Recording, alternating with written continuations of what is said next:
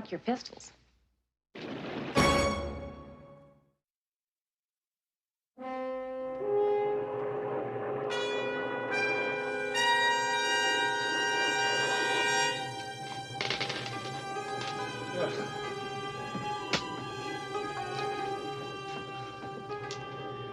It appears you have met your match, my brother. Have you ever thought of teaching your son the value of humoring his elders, my king? I have not won a single game this entire trip. Can it be so, Ali? If I let him win, Father, he will lose respect for me. Besides, losing to Uncle Fahad would be almost impossible.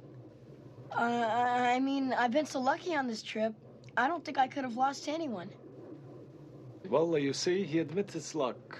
Maybe it's time to change it. One more game, little Ali.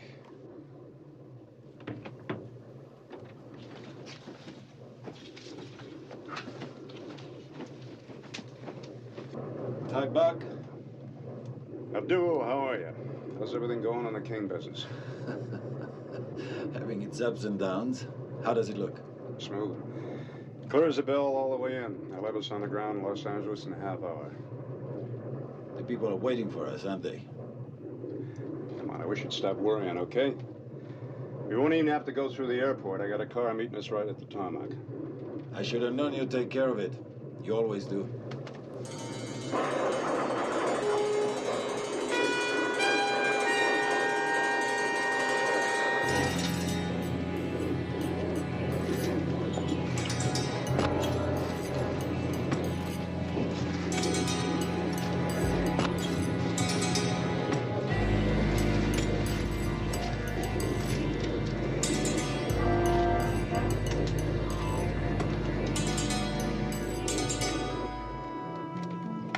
This one's to Russ Miller, VP Marketing for Hotel and Casino Division.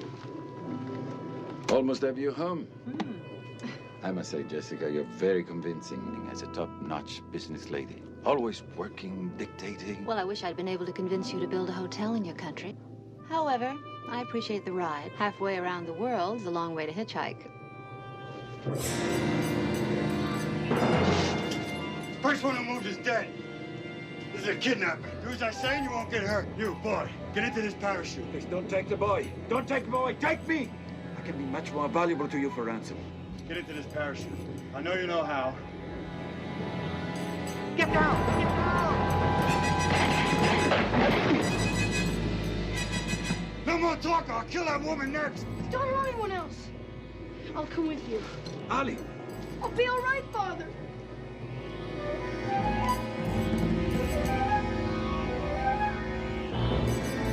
Sit down, or you'll never see your boy alive again. Don't take the boy. Please, I'll give you anything you want. Wait. You'll be contacted tomorrow afternoon at the consulate.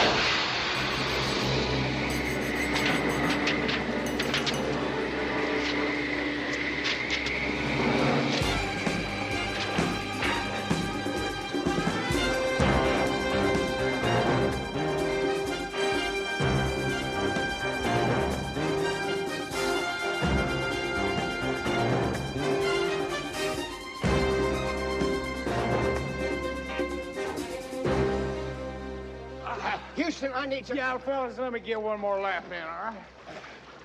50 laps he swims every morning, rain or shine. Don't you think he'd be afraid of just wearing down to nothing? Well, that's an idea. Maybe I'll just jump in there and swim and swim and swim, and then till there's nothing left of it. Lamar, you can't swim. I can learn.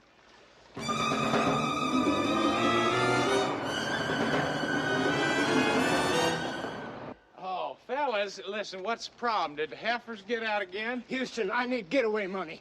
Getaway money? Yeah, Lamar and I thought we might head down Bolivia way. Oh, I see, and rob banks and trains like Butch Cassidy and Son. Fellas, what's going on? It's Beulah. She's coming for me. Beulah, your ex-wife? She was 3-time All-Texas barroom brawling champ. Yeah, I know. She was a big... Well, listen, I thought she remarried. 8 or 9 times that I know of. And I was only number 2. Only in the telegram, she says that she thought it over and that she likes Lamar best, so she's coming back to get him, whether he likes it or not. I was gonna tell that. Listen, fellas, this is the United States of America. Things like that don't happen. I knew know, it's too late already. She's come for me. Oh, fellas, I think we got ourselves a whole nother problem here. Hey, listen, where are you going? What the hell's going on here?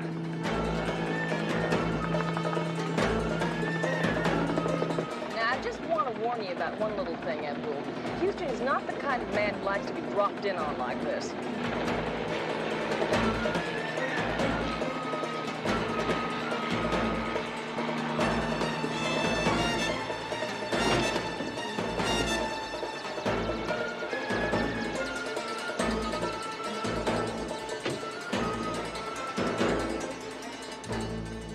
These some of your friends? Actually, they're friends of Buck McCune.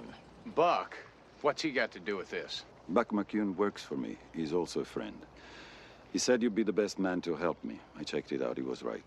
Houston, let me introduce you. This is King Abdul Ibn Hassim.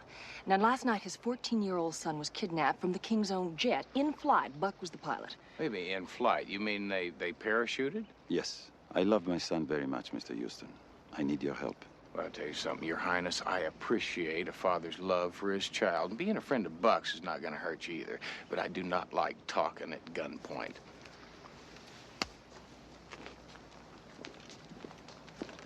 Bless you. I can assure you, Mr. Houston, no offense was meant sending my security people here first. It's just that after the kidnapping last night... Now, hold on a minute. Kidnapping. Now, I read the newspaper every morning. Now, how come I have not heard or seen anything about this? That's because I can't afford to have your police or government involved. Political situations at home make it necessary for this to be handled in utmost secrecy.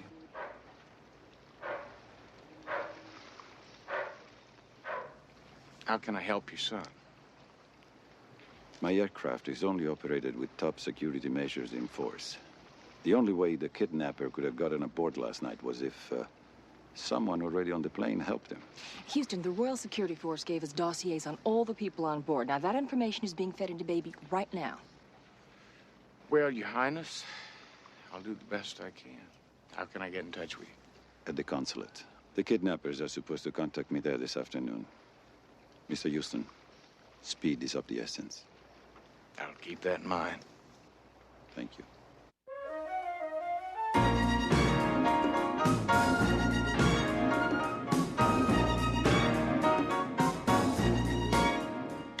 Hello there, baby.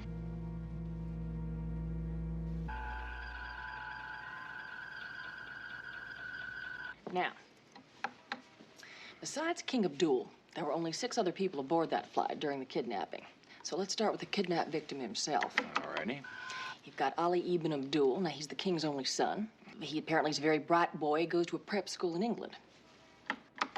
Now, the next 2 men you can safely eliminate because both the co-pilot and the security guard were killed trying to prevent the kidnapping. Sounds like we're kind of hurting for suspects. Until we come to Fahad Ibn Hassim. Now, he is the uncle of the boy. He's the brother to the king. Now, their father, who was then king, died 18 months ago, and there was an incredible power struggle. And apparently a lot of people were surprised when Abdul walked away with the crown. Including Fahad? A rumor has it he was plotting a military takeover. Well, I think you better dig a little deeper on that one, CJ. I'd like to know exactly what happened and what went wrong. You got it. Who's next? Next is Jessica Collier. Now, her father established Swingers International Empire, starting with the magazine, of course.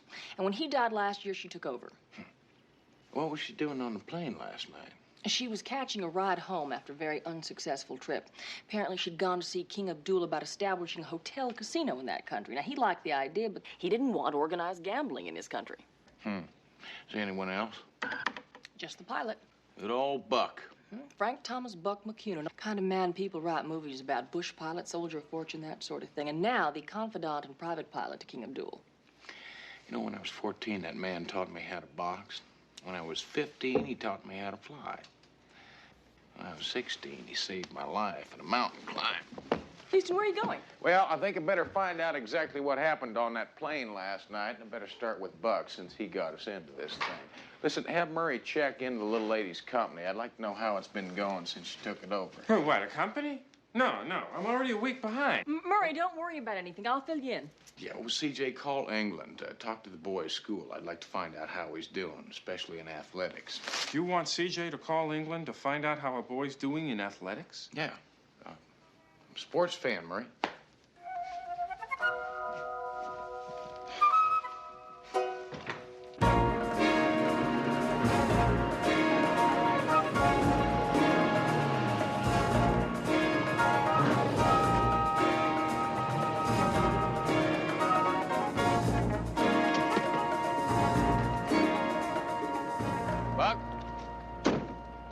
Matlock.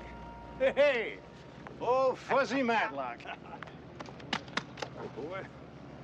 Hey, take a look at that. Little old boy got himself a shiny new buggy. Buck, I tell you, you haven't changed a bit since the last time I saw you, you son of a gun. Tell you something, it's good to have you in this one with me. Yeah, I'll tell you the truth. This one scares me. Listen, your pal, the King, seems to think that the only way that kidnapper could have gotten on that plane is if he had some help from somebody that was already on board. That's a fact. And the only place it could have happened was in New York. I put her down there for refueling. 20 minutes before I took off again, I secured the plane myself. I know nobody was on board then. So within that 20 minutes... Somebody got into the cargo area, released the hatch. I'll tell you, whoever it was knew what he was doing. Because he waited until I got over the Mojave and I brought the plane down to about 10,000 feet. Listen, can you show me a map of where that happened? Give me an hour so I can try to pinpoint it for you. Anything else I can tell you? Well, if you can fill me in a little bit on Jessica Collier. That lady. Well, now let's see. Does the word poison bring anything to mind? Well, you're that fond of her, huh? You always were a perceptive little devil. I'll tell you who was fond of her. Abdul. From what I hear, there were quite a number. Of course, that was before he became king. After that, he just kind of dumped her. At least that's the way the story goes.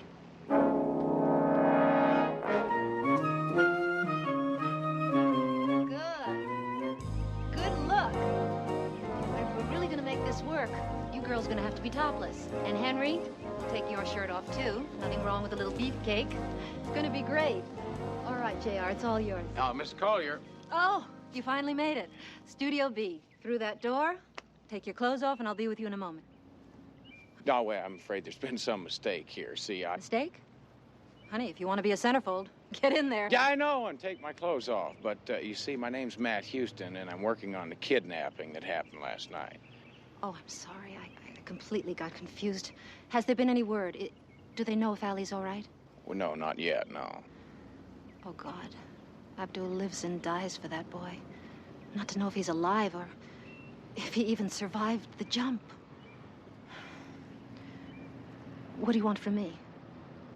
Well, I'll tell you just a little information. See, now, the person who abducted Ali had to have some help from inside that plane. No, that's impossible. The only people on the plane were... I liked you better when I thought you were a centerfold. Well, now, listen. What you're saying is that we're all suspects, Mr. Houston. And I, for one, resent that. Listen, Miss Collier, I'm just specifically concerned with facts here. Specifically, the 20 minutes on board that plane before it took off from New York. Tony will see you out. Come on now, that's not very friendly. I mean, tell me a little something about the hotel casino you wanted to build in Abdul's country. Now, some folks are saying those things are worth an awful lot of money. They're even saying that they're worth a king's ransom. Tony, throw him out. Listen, Hercules, where I come from, if you break it, you buy it.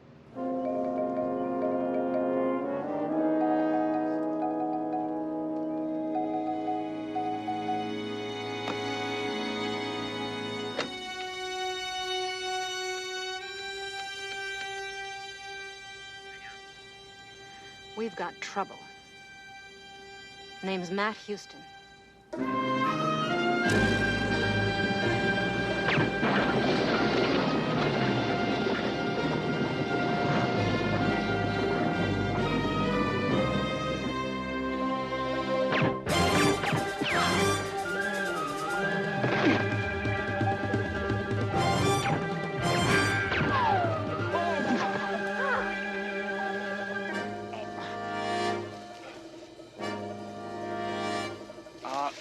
listen, I'm sorry. Somebody's shooting at me over there. I'm sorry.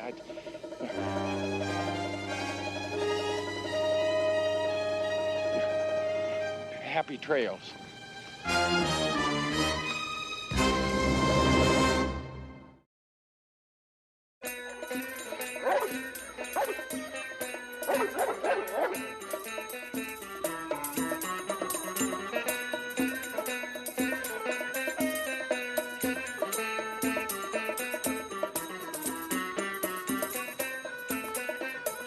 Guess which one is Sinbad the Sailor? Who cares?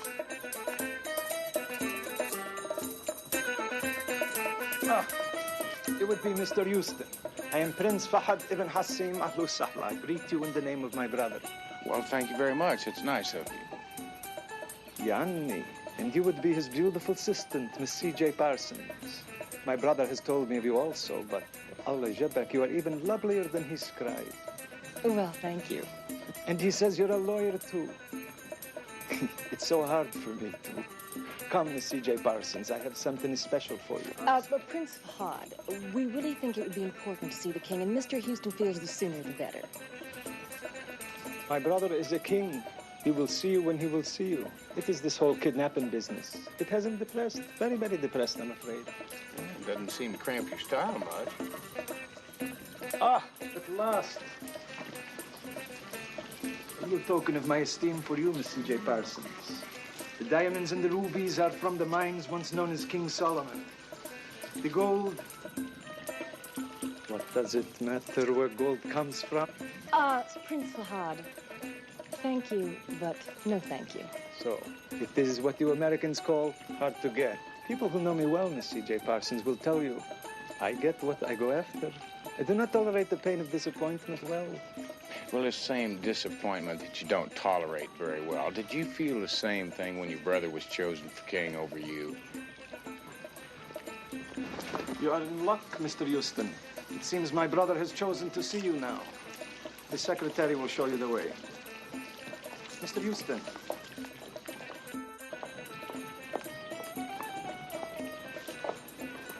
Tell me, where did I go wrong with Miss C.J. Parsons? Oh, well, that's easy. See, it was the diamonds and the rubies. See, I'll tell you what she really goes for is emeralds and pizza.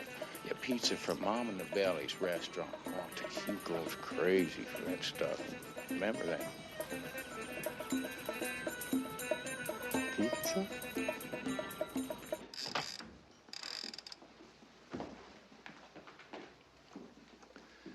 Good afternoon. I understand you have met my brother, Prince Fahad. I had to warn you, Mr. Houston. He's not the fool he likes the world to think he is. He's a well-educated, intelligent, ambitious man. Ambitious enough to kidnap your son? For some kind of power play, maybe? I was hoping you would have found out something by now. Well, I'll tell you, there are a few things. Somebody's not very excited about me working on this case. They took a couple of shots at me a while ago. Yes, I know. You do? I was contacted by the people who are holding my son no more than 20 minutes ago. They also threatened that if you were to persist and get too close, they would kill Ali. Well, how do you want to proceed? Or do you? In my religion, Mr. Houston, we are supposed to turn toward Mecca and pray 5 times a day. The first time at the exact moment of sunrise. Now you say it might be difficult to know the exact moment, especially for desert people, without modern instruments. But over the centuries, we have found a way. And that is to lay 2 threads on the back of your hand, one black, the other white. And in that early morning moment, when you can distinguish the black from the white, you start your prayers. It's a very delicate balance, Mr. Houston. The sort of balance I hope we can attain in this situation. I desperately want to save my son's life. But I also must know who betrayed me. Did they ask you for a ransom? Yes, $1 billion. I've agreed to pay. On the condition that I talk to my son. They'll call again at 8 p.m. Did you say 1 billion, as in 1,000 million? Whoever they are, they did their financial homework. They're being drawn together right now in the form of $100,000 U.S. Treasury certificates. Now you know everything I know. Yeah, well, almost everything. I just need to know exactly how much time do we have. I'm not sure I follow you. Come on, Your Highness, let's stop playing this little game. Now, how sick is your son? How long can he last without that medication?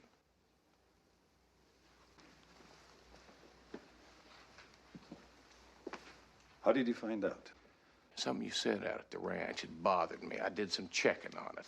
Now, you took your son out of school right before the midterm examinations, and that's not right. Now, your son was a very fine athlete, and then just 3 months ago, he was excused from all physical activity on a medical waiver. Yes, my son has a heart problem, something that only developed recently. I've been assured it could be corrected with surgery. That's why you brought him here for the operation, huh? Yes.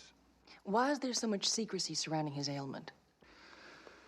Unfortunately, Miss Parsons, I live in a country that sees weakness as a sign to attack. I was afraid that if it were known, some of my enemies would have taken advantage of it. Yeah, well, I got a sneaking suspicion they already have.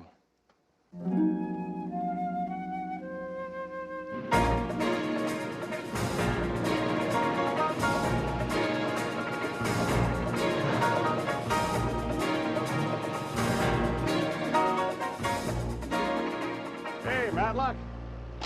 How's it going, Buck? Well, up until now, everything's downhill and shady. Then a whole army of cops and the FBI showed up. They got wind of this somehow. They claim an anonymous phone call. Anyway, they're swarming all over the plain. Houston! Houston! Oh, boy, you didn't talk to him, did you? Not a word. Abdul's government is claiming diplomatic immunity, so technically they can't take any action. But I do think they might have a few plans for me, so I got to get moving. Yeah, look, what about the map of where they jumped off I got the it. plane? I'll meet you over at Hangar 4. Gotcha. Vance! Houston. Vance, fancy meeting you here. Look, Houston, if you're involved in this, you've got to tell me. I mean, it's too big. You're talking federal government, FBI. Listen, Vance, sometimes there's questions friends shouldn't ask friends. Is that bad? Off the record. Houston, you're gonna make me into a motorcycle cop again. Yeah, off the record. It's got to do with the life of a 14-year-old boy, Vance. Now, if this breaks in the news media, he's gonna be dead. Now, there's a good chance that he's already dead. Okay, you'll fill me in when you can? As soon as I can, Vance. I'm gonna need your help, too. Okay. Guess I'll go see how the big boys investigate.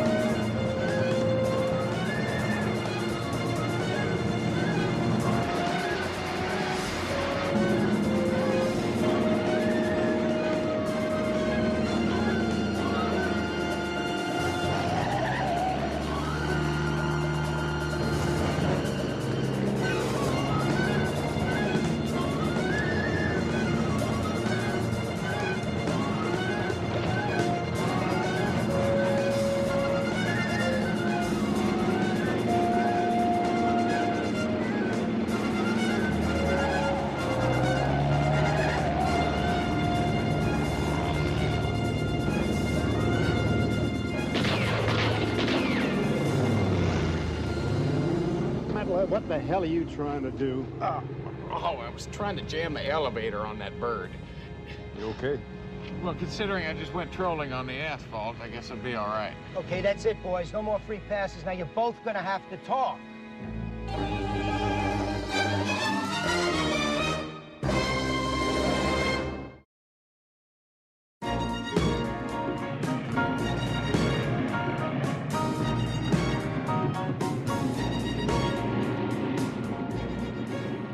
Houston, we have an aircraft belonging to a foreign government with bullet holes in it. And the foreign government is maintaining a diplomatic silence. The fault is there's a passenger manifest with a 14-year-old boy on it when it took off and not when it landed. The Vance. ugly word kidnapping comes to mind. Vance, I need some time. And what am I supposed to do with our friends from the FBI? Tell them that I was shooting at that airplane because I'm celebrating the 4th of July early? Why don't you feed me to them? I can talk to them for days without ever telling them anything they want to know. Now, that's fact I can attest. Now, look, Vince, I know you're sticking your neck out on this one, but if you could just stick it out a little bit further. What's 15 years on the force between friends? Just tell me, off the record, was there or wasn't there a kidnapping? Yes, there was, Vince. Now, a 14-year-old boy and his abductor parachuted out of a plane somewhere over the Mojave. Now, Buck's got that spot marked on his map. Point is, Mojave's a big place. Even if they timed their jump, there's too many variables, too much territory. They had to have beepers on those chutes. That's right. They must have had a backup team on the ground, probably with a chopper to track down those beepers. All right. I'll check and see if there's any choppers or light aircraft operating in the area last night. Well, now the big question is, how do we get you out of here? I mean, even if you go out that window, they're going to spot you. Now, I'm surprised at you, Buck. I mean, you always told me that you got to think ahead. Now, I've got a couple of notions of my own.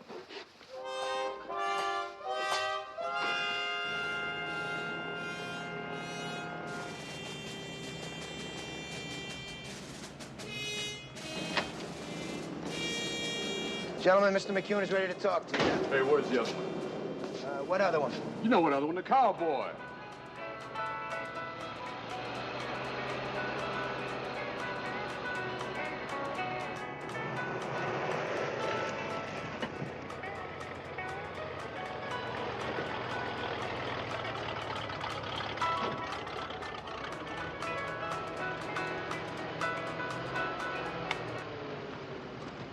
Houston, what are you doing in that thing? Well, right now, CJ, I'm trying to shut it off. What are you doing out here, anyway? Well, I'm here because Murray got some very interesting information on Jessica Collier. Apparently, as fabulous as her father is at running Swingers International, she's the worst. She's about $40 or $50 million in debt to the boys, if you get my drift. The boys that break your arms and legs when you don't pay up. The same. She really needed that casino, Houston. Houston, why don't you try turning off the key? That was going to be my next move, CJ. Good. Meanwhile, Houston, the consulate called, and the king wants you to be there before 8 o'clock tonight. That's when the kidnappers are going to call, 8 o'clock. You got it.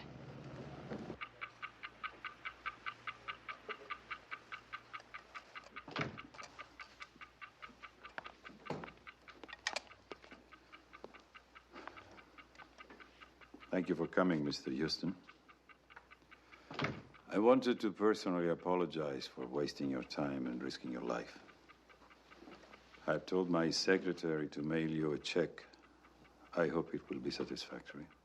A check? It's very simple. Your services are no longer required, Mr. Houston. It's over. What happened? Did something happen to your son? No, not yet. So far, the only thing that has happened is that allies played a great joke on me. Well, I'm sorry. I'm afraid I still don't understand you. It was to be Abdul the Reformer. I, who placed myself above my brother because he squandered his wealth. I was going to return the oil wealth of our country to the people, feed the hungry, clothe the poor, and then they stole my only son. In order to buy him back, I was ready to forget all, the hungry, the poor, everything. You mean you're not going to pay the ransom? Still don't understand, Mr. Houston. That's the great joke. I, Abdul the Reformer, went to loot the treasury. It was too late. The first of my reforms had already started. Mr. Houston, I don't have the money to ransom my son. You can raise the cash somehow. I mean, there's got to be other sources. Of course, but it would take time. By then, my son would be dead. Abdul, look at me. Look at me. And no one is going to blame you for trying to save your son's life. Now, what are you going to tell them when they call back? What can I say? I don't have the money. I could raise a few millions, but I wouldn't settle for that now. Abdul, damn it. I will do anything. You just stall. I will deliver it. You would, but how? Listen, we can fill a suitcase full of newspaper, anything. We got to stall. They'll kill you if they find out. Listen, we have not got another choice right now. Now, come on. Go ahead.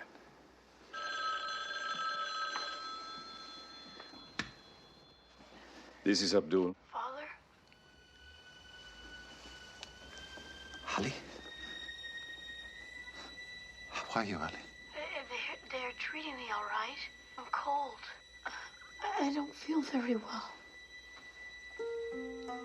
You've heard he's alive? Do you have the ransom? All of it? I have it all! All in treasury certificates. They'll be delivered by a man named Matt Houston.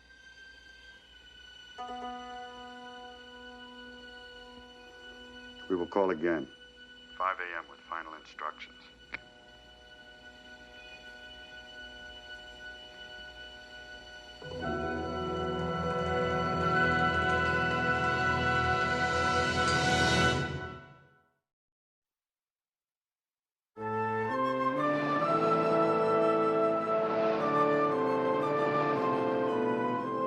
How can I help you?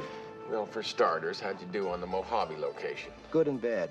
There was a copter operating in the area that night, probably the one that picked up the boy and the kidnapper. The bad is... Let me tell you, they don't have a flight plan and nobody knows who they are.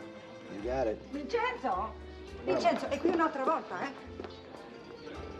That crazy man, he just pulled up out front again. Crazy man.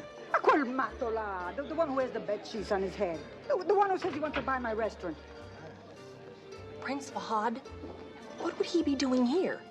Well, I'm afraid that's my fault. See, I told him that you were crazy for Mama's Pizza. You did? Miss C.J. Parson, I called your house, your office, looking for you. Green emerald. For the green envy every woman must feel when she see your beauty.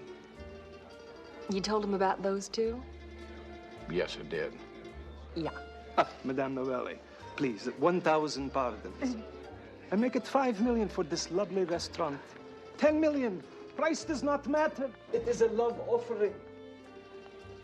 Vince, I think I better be going now. Houston, where are you going? Well, to tell you the truth, I'd rather catch a kidnapper tonight than have to make that delivery tomorrow. Anyway, I better start eliminating some of these suspects. Suck time, Mr. Houston, leaving so soon. Oh, yes, Prince, but I tell you what, I'll be talking to you real soon. Listen, the emeralds and the pizza at work, she's crazy about you.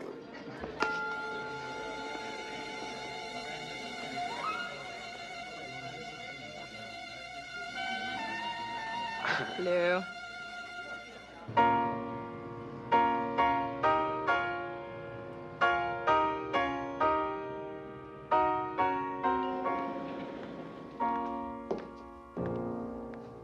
You enjoy drinking alone? Well, only when I know a pretty lady's gonna join me. A little, bubbly. Thank you.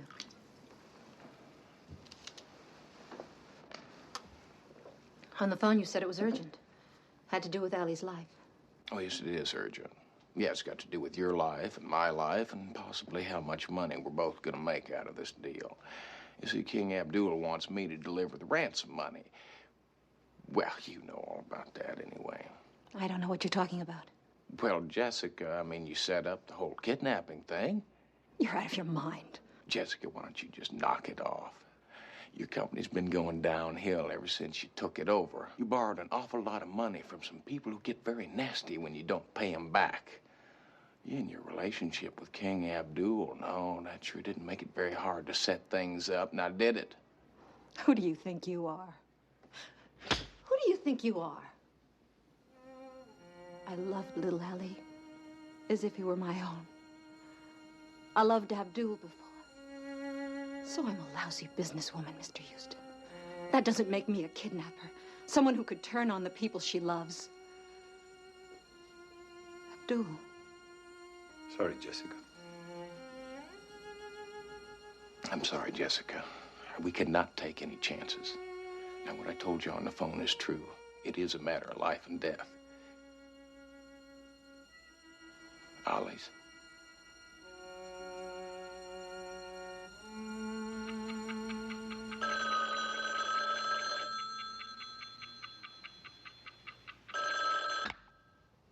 This is Abdul. Listen carefully.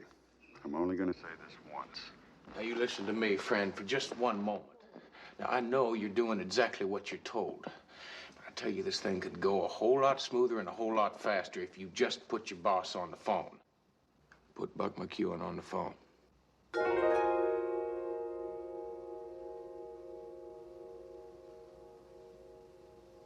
Matlock. Sorry to disappoint you.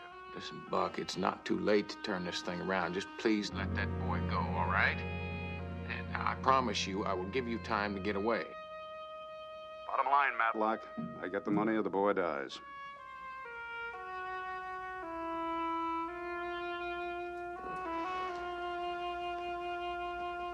Where and when? Payphone, Griffith Park Observatory, 8 a.m. Of course, you know I'm going to have to put you through a few paces to make sure you're alone.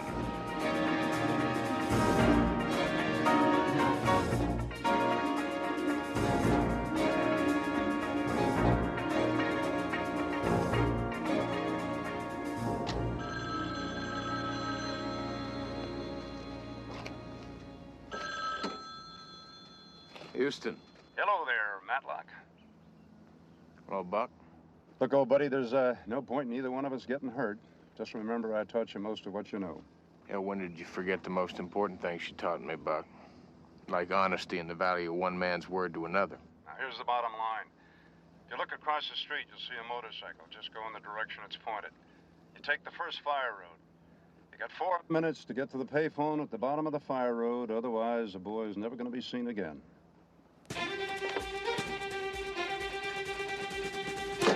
Payphone at the bottom of the fire road, Ben.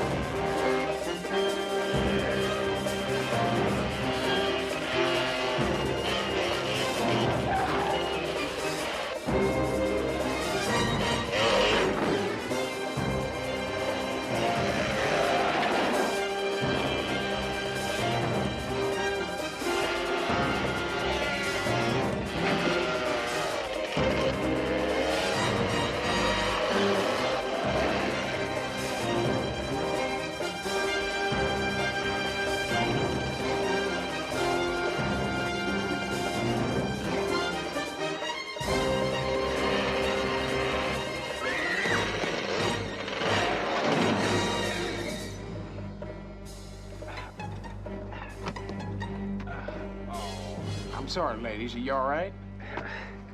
I'm all right, Vince. I just took a little spill.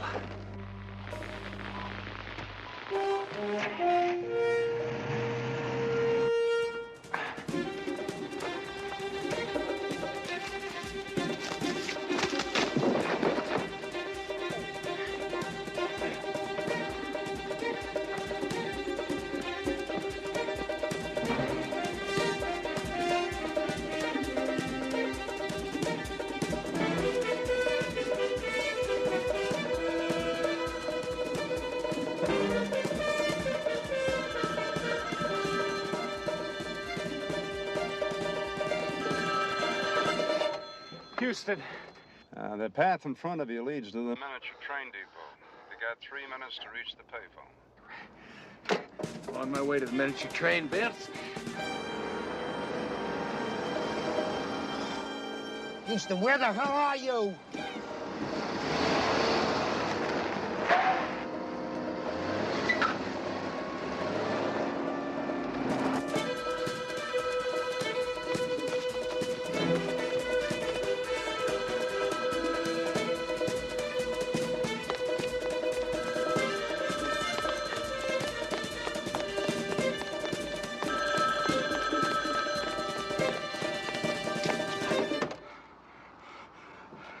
Listen, you gotta know I'm by myself right now. Now, come on, what do you say you slow the pace down a little bit? You see the bus stop across the street? Be a bus along any minute. Beyond it.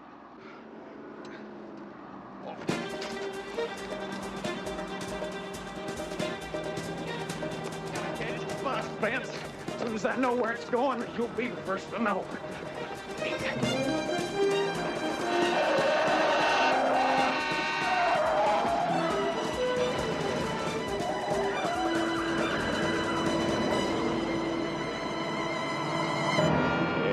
Matlock, I trained you pretty good. Not you, just some money. No, without the boy, Buck. I'll use it if I have to, and I don't want to hurt you. Listen to me, Buck. That boy has not got a chance unless he gets to a doctor in a hurry. Put in the money, or the boy hasn't got a chance.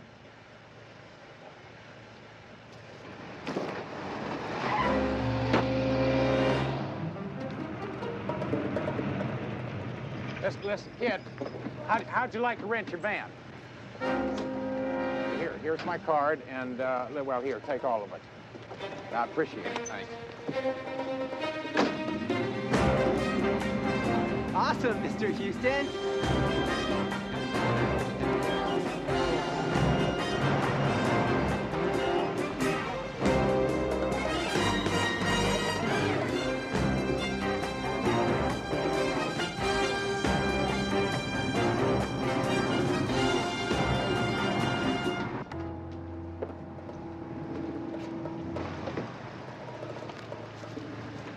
Head for the airport. Make sure the plane's ready.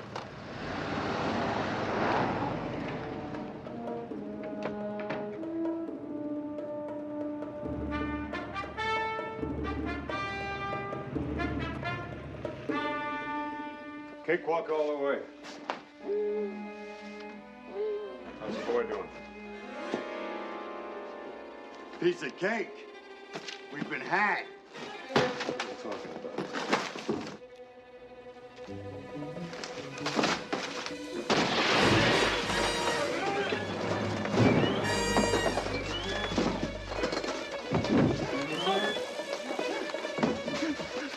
I told you not to bring him in on this. But you had to show off. Let them investigate. You never suspect us, Dan. Just put it down, all right? There's no use. Now give it up! He's right, Krieger. It's over. It's all over. Only if I go to prison. There are only two people who can do that. I'm gonna kill. Krieger!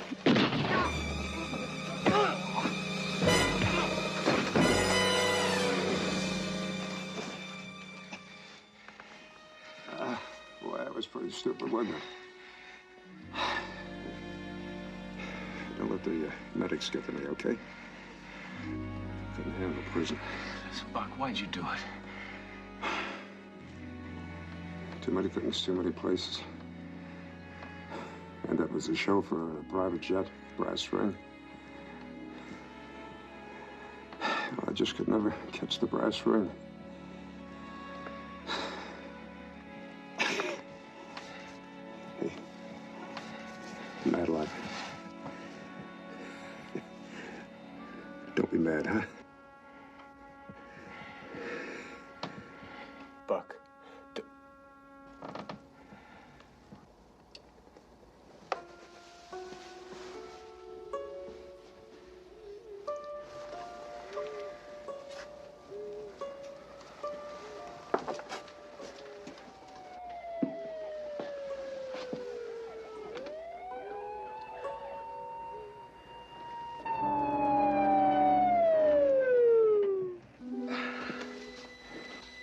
You're gonna be all right, son. Come on.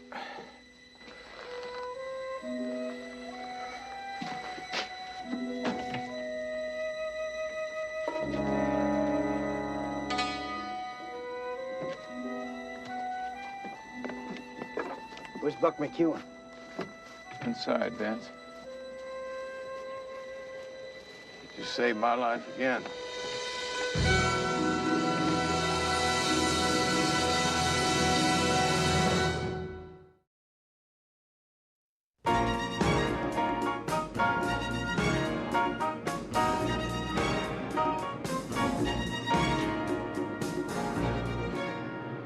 How'd you ever get on to Buck in the first place? Process of elimination. Once he decided Jessica Collier didn't do it, he checked into the background of Prince Fahad and discovered that he couldn't have organized a Cub Scout raid on a marshmallow hunt. Oh, boy. Yeah, I'll tell you, when I was about 8 or 9 years old, we were still living in Lubbock at the time.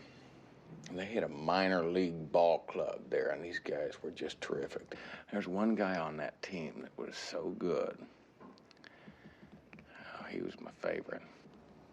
I remember one Saturday morning, I took off real early, and I ran all the way down there, and I got my little autograph book, you know, and I stuck it out, and, you know, get those autographs, and there he is. He's coming across the field at me. Just as big as life. And I ran up to him, and I stuck that book out, you know, I was all smiles and everything. And, he said, "Why don't you get the hell out of my way?" You know? And, oh, that's some feeling. I don't think I'll ever forget that. I don't think I've ever felt worse in my life. Up until now.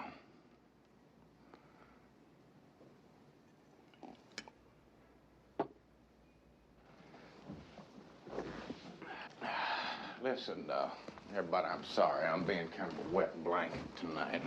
You don't have to explain nothing, Houston. Actually, we stopped by to try to cheer you up. Got some good news about Beulah. Beulah. Fellas, I forgot all about Beulah. Is she still coming after you? Well, she was, till I outslickered her. I sent word that I'd joined the Peace Corps. He said he'd been sent off to Africa. And Houston, that woman's so dumb, she took every word of it. Lamar! Lamar Pettibone, where are you hiding? Lamar! Lamar Pettibone!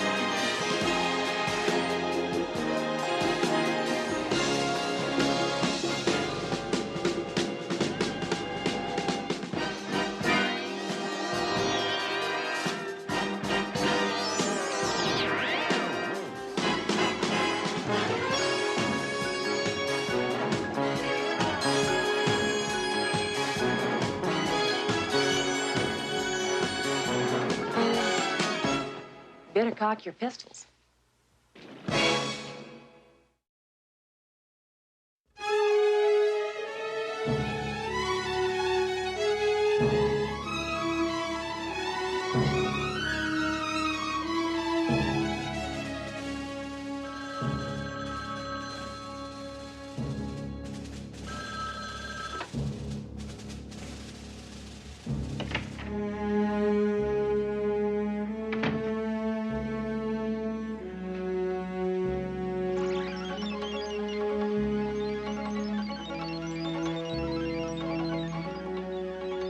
Sorry, Mr. Burnham, we're going to have to check your briefcase. Didn't I tell you clowns that today's Saturday? Good morning.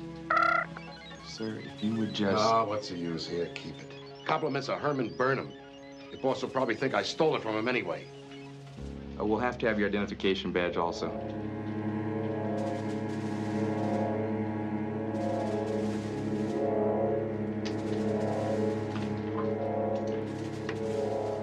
I can't give you anything but love, baby. Have a nice day. No. No, I don't care what it costs. I can't lose those proxies. Joey's here. Hello, Joey. Hello, boss. Here's your mail. Thank you, Joey. Have a nice day.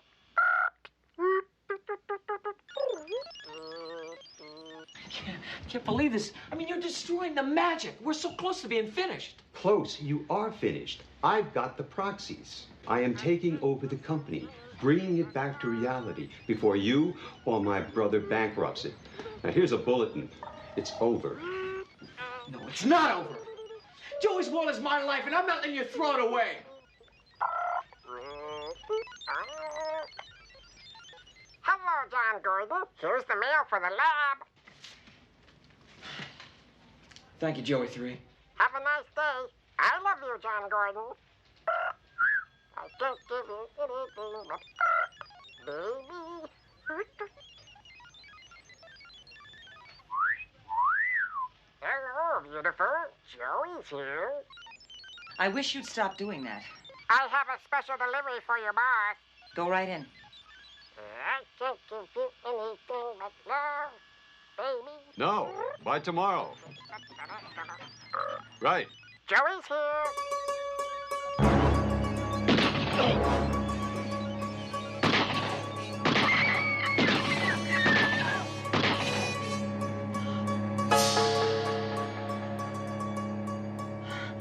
Have a nice day.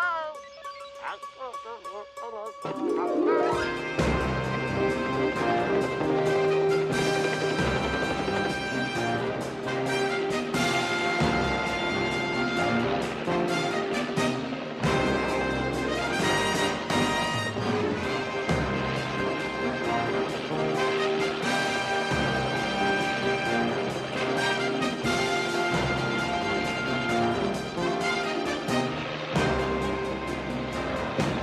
The last 2 weeks, Murray had been screaming at Houston about spending too much time on his detective agency and none on his empire.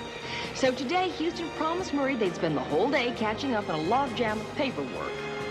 What Houston didn't know was that 2 hours ago, Murray's entire life had been turned upside down. Houston, thank God you're here. There's not a moment to spare. Well, now, slow down, Murray. We got all day. I specifically set this whole day aside to read all that needs reading, sign all that needs signing, and generally exec everything that needs exec. No, you can't. What do you mean I can't? Houston, I want to hire you as a detective. You want to what? Well, you heard him. It's an important case. And I have to warn you, should you decide to accept this assignment, it could be dangerous. But Houston, I think you're the man for the job. Well, thank you, Murray. Why don't we talk about this inside?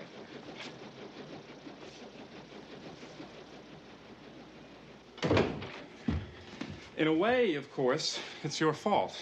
You might keep that in mind when we discuss your fee. Well, consider it kept in mind, Murray. Now, what's your problem? You know I'm one of the trustees for the Meadowood Children's Home. Oh, I remember when you volunteered to help, then you invested some money for them. Hoyt Electronics, if I'm not mistaken. Yes, because John Gordon Boyd had just signed on to head Hoyt Electronics' video division. It was Houston who showed me the newspaper article. It was his suggestion, in a way. Well, Murray, I don't give stock tips, but I do know who John Gordon Boyd is. The man's a genius, and everybody around him is going to make buckets of money. Unless he's arrested for murder. You want to pass that one by me once again? Willie Hoyt, vice president and co-owner of Hoyt Electronics, was murdered less than 2 hours ago. Now, the information I have is sketchy, but John Gordon Boyd seems to be a prime suspect.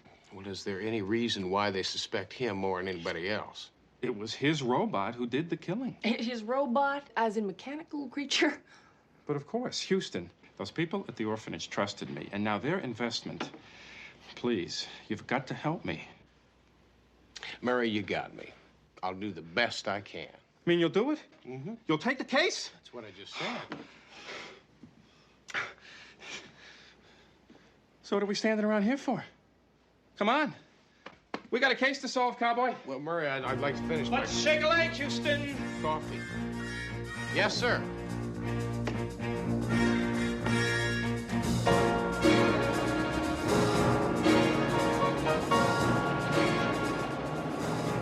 A few years ago, when Houston met John Gordon Boyd, He was, and still is, one of the world's few authentic 200 IQs.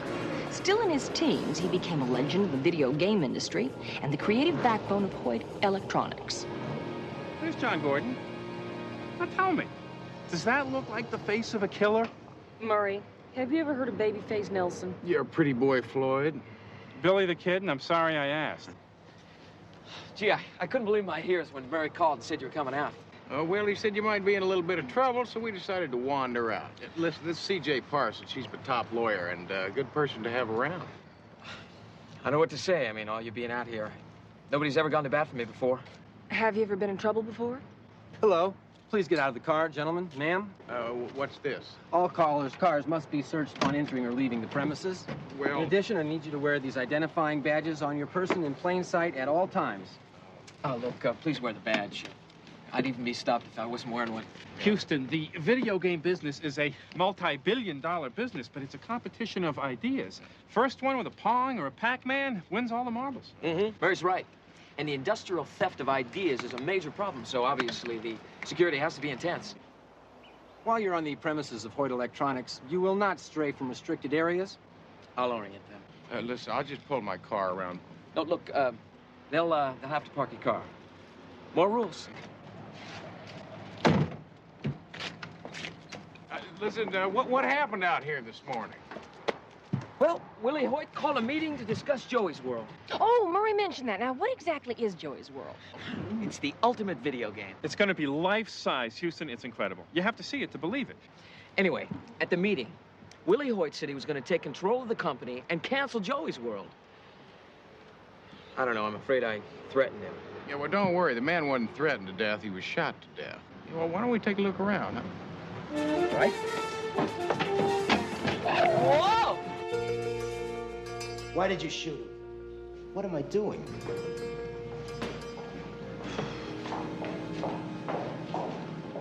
Do you believe this? I'm a grown man with a wife and 4 kids. I'm supposed to be taking fishing, and I'm here interrogating a tin can. Don't handle him like that. It's only a toy. Robots are not toys. They're changing our world. They're doing the jobs that we don't want to do. Really? What job didn't you want to do? John Gordon, why don't you and I talk privately as your possible lawyer? Don't you see? I mean, Joey 3 delivers mail, but I could adjust him to Arkwell car bodies or dispose of toxic waste in a matter of minutes. Yeah, how about firing a gun? How long would that take you to rig? The possibilities are infinite. Keep that in mind. CJ, why don't you take John Gordon for a little walk? Great idea. John Gordon, why don't you and I take a little walk? I'll catch up with you in a minute. Spooky kid. Well, Vince, he's a dreamer. I mean, he sees things a little differently than most of us. How's this little fella work? You just talk to him. He's got some kind of voice programming or something. It sounds complicated, but it isn't. Anybody can give him instructions by inserting a tape cassette. Anyone, huh? What's your name? Joey, what's yours? Got Matt Houston. I'm a friend of John Gordon's. John Gordon's a nut, but I love him anyway. Why'd you kill Willie Hoyt? Want to try a rubber hose?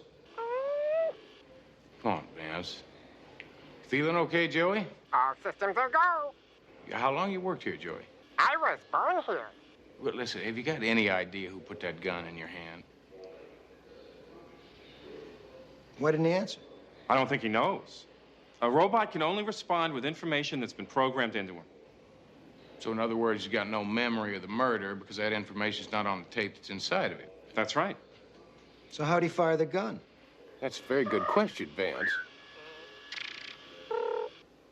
John Gordon would like Mr. Houston to meet him in Joey's World. Well, lead the way. Another one.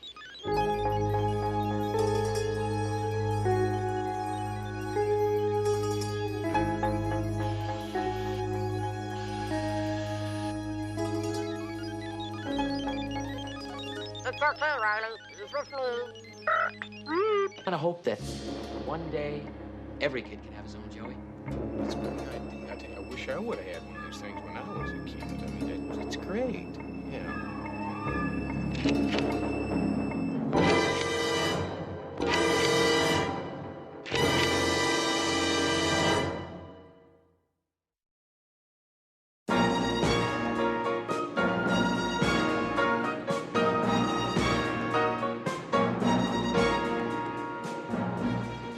is, who programmed Joey to kill Willie Hoyt? The answer is any one of the 4 following people. They were all in the area of security before or during the time of the killing. Here you have John Gordon Boyd, Hoyt's creative genius. Yeah, when John Gordon Boyd was showing off Joey's World to us, I tell you, I saw something in his eyes, and it was a little funny. It was almost fanatic-like. Yeah, who's next? Next, we have Richard Hoyt, the dead man's older brother. Apparently, the 2 brothers built the company up together, but young Willie objected to the money being used to develop Joey's World. So he and a couple of the other shareholders were about to take over the company. Uh-huh. So Richard was on his way out. Yeah, well, people have been known to kill for less. You bet. Now, here we have Herman Burnham, the owner of Burnham Electronics and Hoyt's #1 competition. Yeah, I know him. He tried to get me into a business deal one time. Well, from the tone of your voice, it doesn't sound like it was a barrel of laughs. Yeah, about as much fun as finding a diamondback rattler in your boot. CJ, that man's a crook. From what I hear, he left Hoyt Electronics just 5 minutes before the murder. And last but not least, we have the deceased secretary, Miss Glynis Duran. She's single, impeccable credentials. Where do you want to start? Well, let's start with her, CJ. That figures.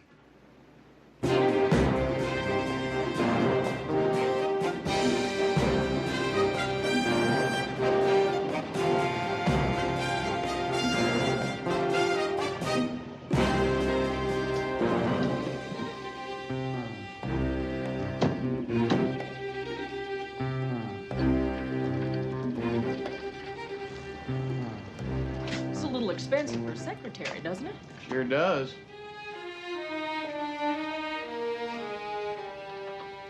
Duran! Duran!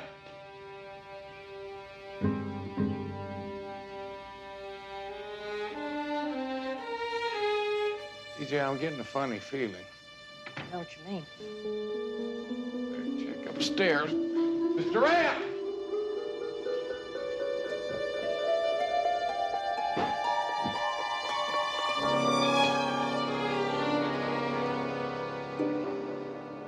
This one's for the police, Houston. You might be right.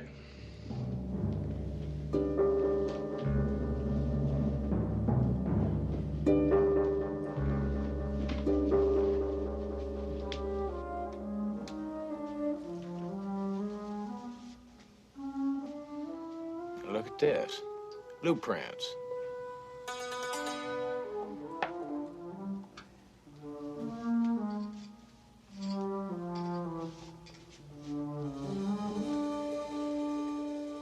CJ, would you look at here?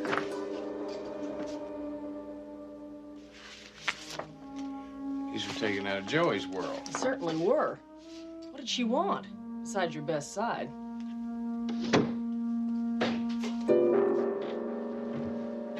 Hey! Stop doing that. Good idea. She hadn't done that.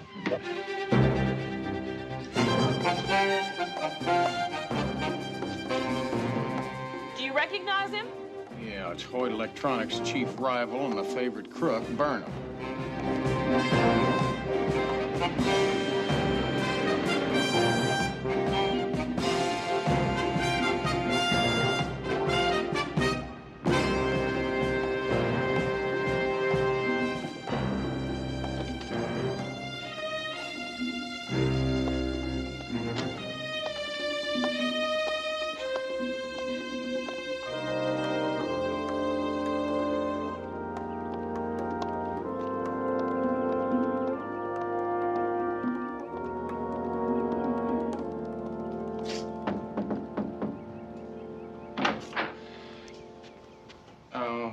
Is Mr. Burnham home?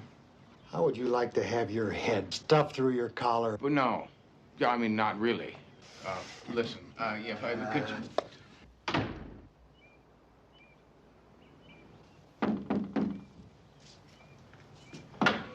Listen, now, and you really don't understand this. See, I'm just a passing motorist. Now, I was going by, I saw Mr. Burnham's name on the mailbox and thought he might like to know that his car's on fire. Oh, it's a big fire. I think you better take a look at that.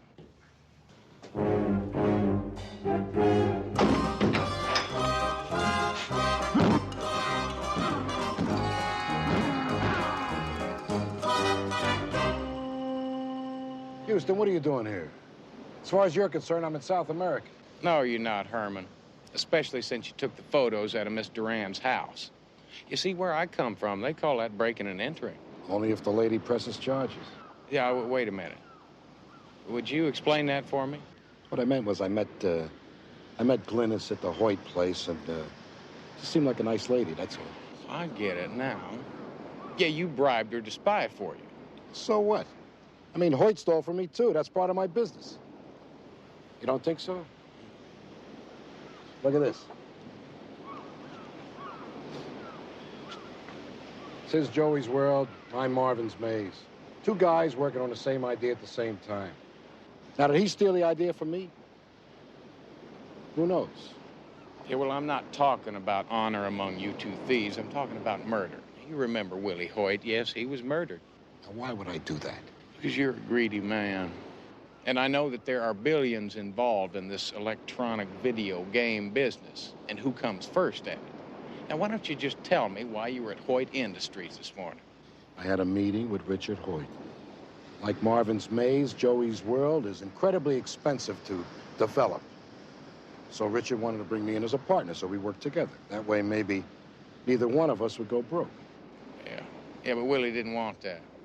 No, sir, he wanted to see Joey's World go down the tubes all the way. And I tell you something, that gives you a very good reason for wanting him dead. That's true, but I didn't do it.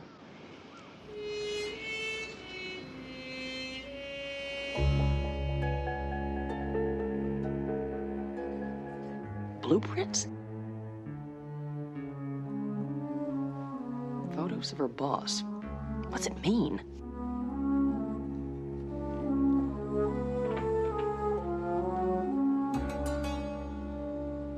Who are you and what are you doing in my house? Well, I'm C.J. Parson, and Matlock Houston had dropped by earlier to talk to you. How dare you? I'm calling the police. Well, you don't have to do that, because I've already done it. But there are a few things we would like to discuss. Oh, you would you? Miss Durand, we can gather a great deal from those photographs, but... Get out. Well, you don't have to get riled up. We just want to ask you a few questions. Hi. Hi. Hello, I'm Lieutenant Novelli. I'd like to talk to you, too. Do you have a warrant? Why would I need a warrant? I was told this place was burglarized. You were told wrong. Now I'd like you both to leave. We do need to discuss those photographs. Photography is my hobby. Any other questions?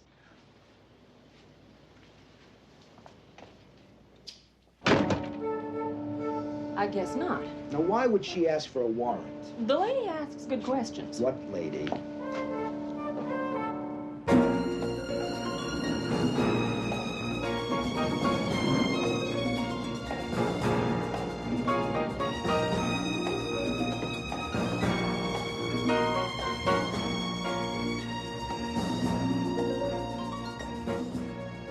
Hi, Houston. Hello there. Well, this is it. This is where we're gonna build Joey's World. Isn't this wonderful? Well, this is really nice. Do you think when Walt Disney was a little boy, that he could see Disneyland, even without knowing exactly what it would be? That he could actually see all those wonderful things, what they would be someday? Yeah, maybe. Well, I've always seen Joey's World. Why don't you just stop digging, Houston? I mean, just go away. Look, in a couple of days, the police will get tired, and that'll be that. Because I'll tell you, I just can't take the upset. You know what I mean? Yeah, I do. But I tell you something, the police are not just going to give up and go away until they find a killer, and I'm not either. You know what I mean?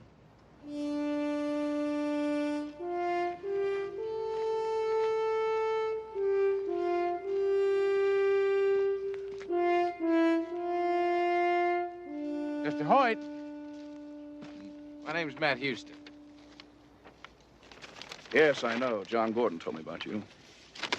Listen, I hate to bother you any more than I have to, but you see, my client's got a very big interest in Hoyt Industries, and while I've been looking into the death of your brother, I'm afraid I uncovered an industrial spy in your company. A spy? Who? Well, I'm afraid it's your brother's secretary, Glynis Duran. I'm stunned.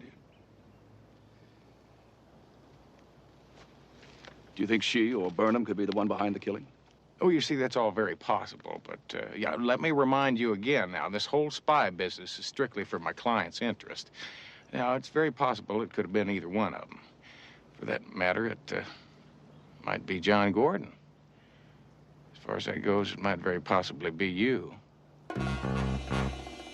But we'll keep in touch.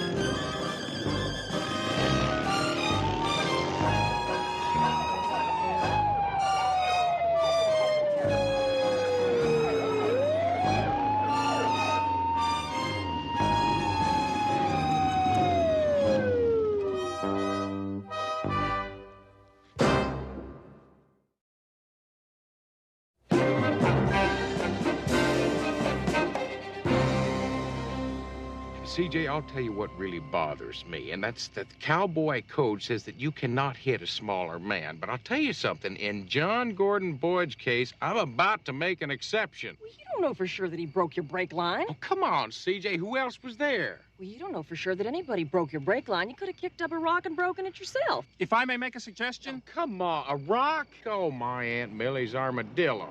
Time is running out. And I beg to remind you that John Gordon Boyd is our client. The orphans are depending on him. Therefore, wouldn't it be more constructive to direct your investigation elsewhere? Couldn't you make the murderer one of the other suspects? Maybe you can hit a smaller man if he's smarter than you.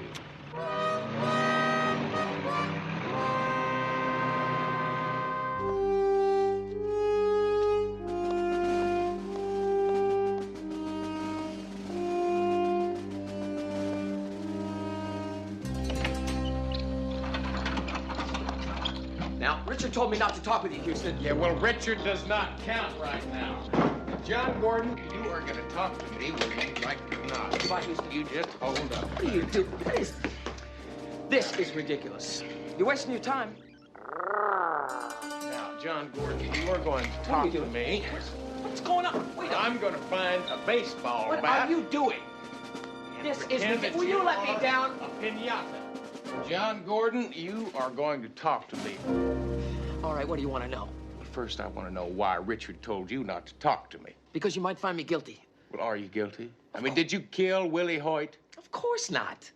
Look, Richard said with all your poking around, who knows what results you might come up with. Hopefully the right ones. That's what I'm looking for. Now, Willie Hoyt was not the only one you did a number on. Now, why'd you try to kill me? What are you talking about? My brake line. You cut my brake line out on the hillside. Now, Hoyt and yourself were the only ones there, and I talked to him till I left. Now, it had to be you. I don't know anything about your brake line. Why don't you ask Burnham? Burnham? Yeah, he was supposed to meet us out there, too. Well, now, if you tell me Miss Glennis Duran was supposed to show up out there, I'd just figure it was a nice big family picnic. She was there. Didn't you see her? No, but maybe I should. Oh, don't worry about it, Houston. Joey, will you please? Immediately, John Gordon.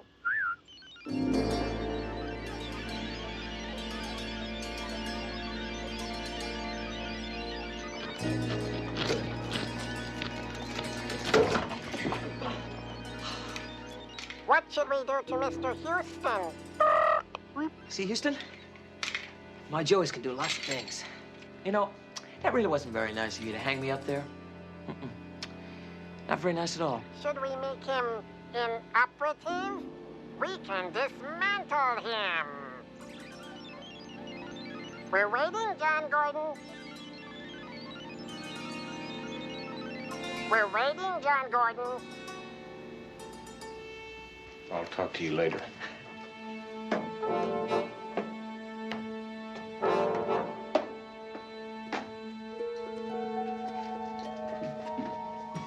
Well, you're an industrious lady working on Sunday. I'm cleaning out my office. I have been fired thanks to your meddling. Oh, now, come on. You can't be angry at me for finding out you were spying for Burnham. I mean, that's my job. You wouldn't understand. Anyway, it doesn't matter now that Willie's gone. Willie? You called him Willie, not Mr. Hoyt? What's the matter, Mr. Houston? Don't I look the part? That's right. I was Willie's lady. No one knew it. Now it doesn't matter if they know. So you loved him, huh? More than I could tell you.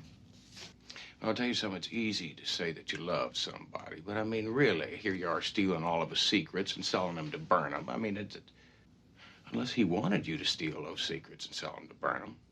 That's it, isn't it? Yeah, because he would have done anything to keep Joey's world from getting off the ground.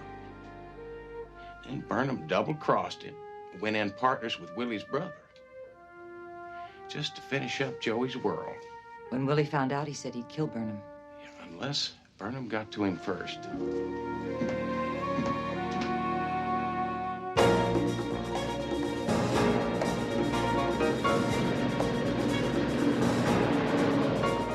CJ, listen, get hold in the belly and tell him to meet me over at Burnham's.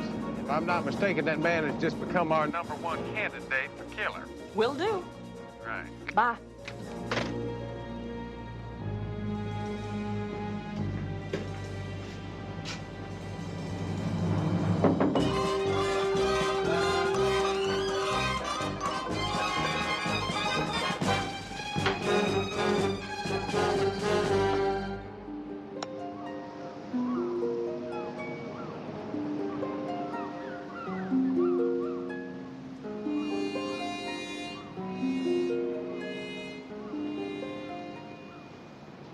You again?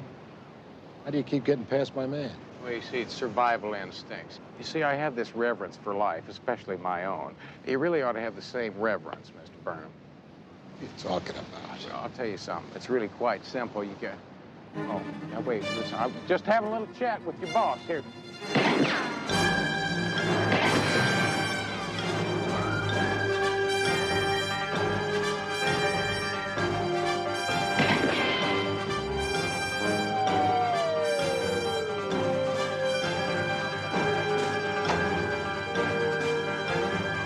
Call the police! Don't shoot! I didn't kill him! Don't shoot, please! Look, I didn't kill him. What are you doing with a gun in your hand? I came to talk to Burnham. I heard shots. Look, I always carry a gun for my own protection. Well, until we find out whether that gun shot Burnham, we're gonna have to take you in, Mr. Hoyt. But...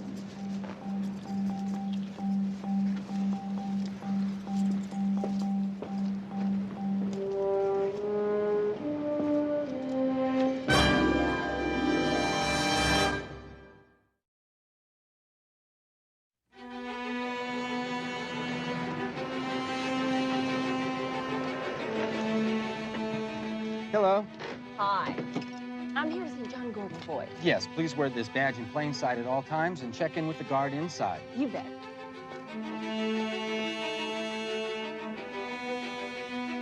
Hello? Hello?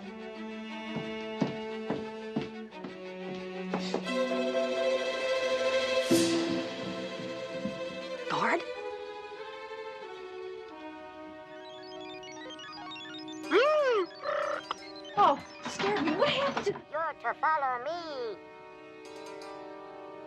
I think I'll come back another time. John Gordon's at Joey's World. I'm supposed to take you and Mr. Houston there. Well, Mr. Houston isn't here right now, but I have an idea. I'll go get him, and... Please, I'm supposed to give you something. Ow!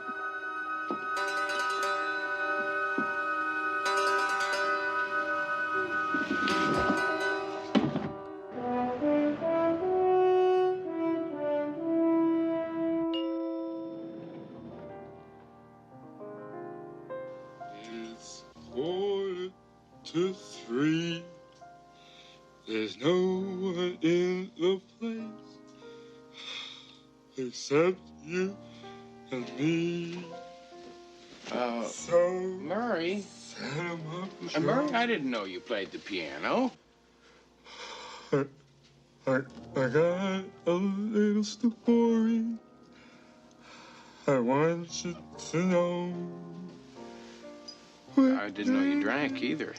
My friend. Must be that kind of night, huh? I think I'll join you. Of a brief episode. Listen, Murray, I can't tell you what a mess this whole thing is in. I mean, it's got me all mixed up. Now, I could have sworn it was John Gordon Boyd, and I could have sworn it was Burnham. But then here comes Richard Hoyt, bigger and alive, standing there with a gun in his hand. The only trouble is that gun wasn't smoking, no, sir.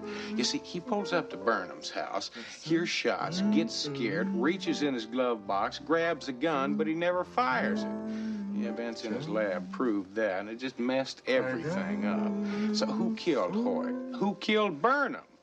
Want you to know. Where's CJ? My baby.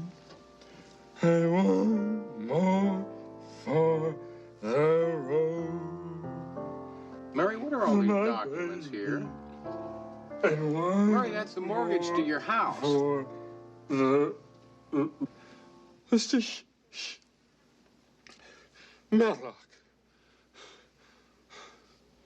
All those poor little orphans out in the snow. Murray, it doesn't snow here. The children's home. They trusted me. They depended on me. So you're gonna mortgage your house just to bail them out, huh? They trusted me, Matlock. And tomorrow, the stock is going to fall out of bed right down the old drain, and the orphans right along with them. You didn't solve the case. I don't blame you. It's not your fault. It's mine. Where's CJ? I just asked you that, Murray. Oh. That's right. She got a phone call. It sounded urgent. Meet John Gordon Boyd at the factory. Well, it's a little late at night, isn't it? John Gordon Boyd's secretary called. It sounded urgent. Murray, John Gordon Boyd does not have a secretary.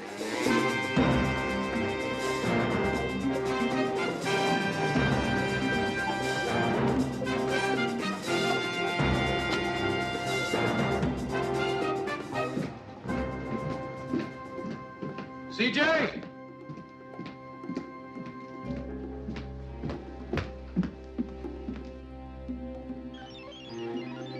If you're looking for CJ, don't search high and low. Joey's World is the place to go. Who's your voice today, Joey? Who sent you to fetch me? Follow me if you want CJ alive. You get me to CJ. This isn't funny anymore, Joey.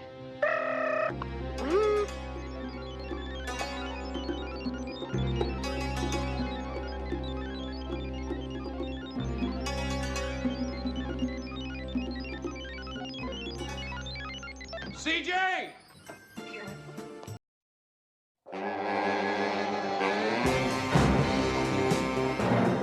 Well, when the stock market opened on Monday, Hoyt Electronics stock was as solid as ever. With the arrest of Glynis, John Gordon was cleared, and soon, his dream of Joey's World would be a reality. Listen, thank you. Now, Houston, you scratch your John Hancock on this one, and we're done. Murray, good to see you. You'll be thrilled to know that we're all through with our work. Murray? Maybe I found him like this, you see. I tell you, he looks like a fish that's been on the creek bank for several days. Are you feeling any better, Murray?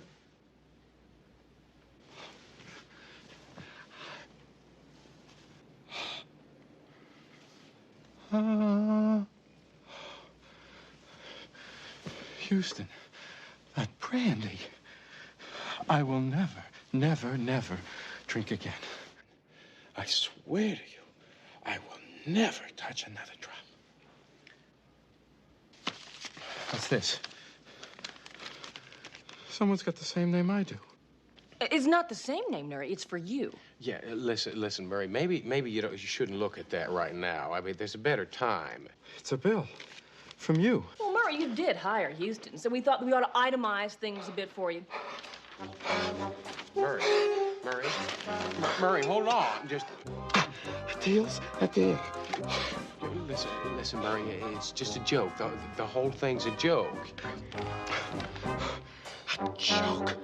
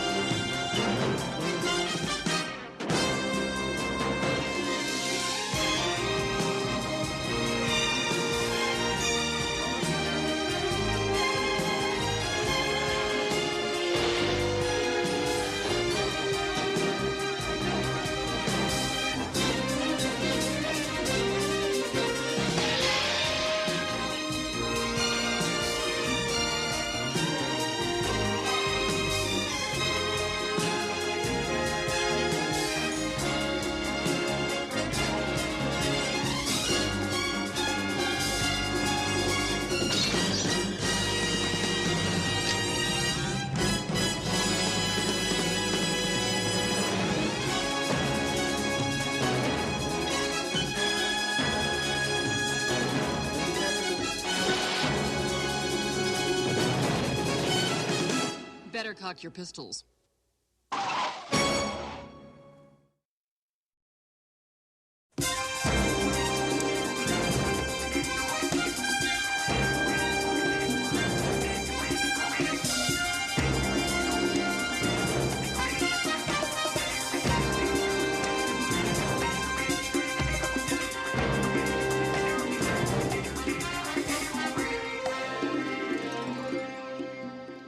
Everybody, I sure appreciate you all coming out here like this. I know you're aware that I just got in from Europe. Now, I want you to know that we did close the Rotterdam shipyard deal out there, and it turned out very successful. I think we'll make $1 or $2 on it. Now, you'll have to excuse me because I am suffering a little bit from jet and brain lag. Houston, this condominium conversion proposal is not going to require much of your time. Now, my brother Murray told me never to waste any of your time, so I'm not going to waste any of your time, Houston. Now, let me get right to the point. With me, I've got graphs, I've got computer projections, I've got charts, housing density reports, water tables, blueprints, models. I've been to the mayor's office, checked on building permits, and as a matter of fact, I'm sure that any question you might have, that either myself or one of my able-bodied assistants will be able to help you with. You always talk this fast? Well, as a matter of fact, sometimes I talk faster. You know, time is money, money is time. Fine. You just time. Myron, fine.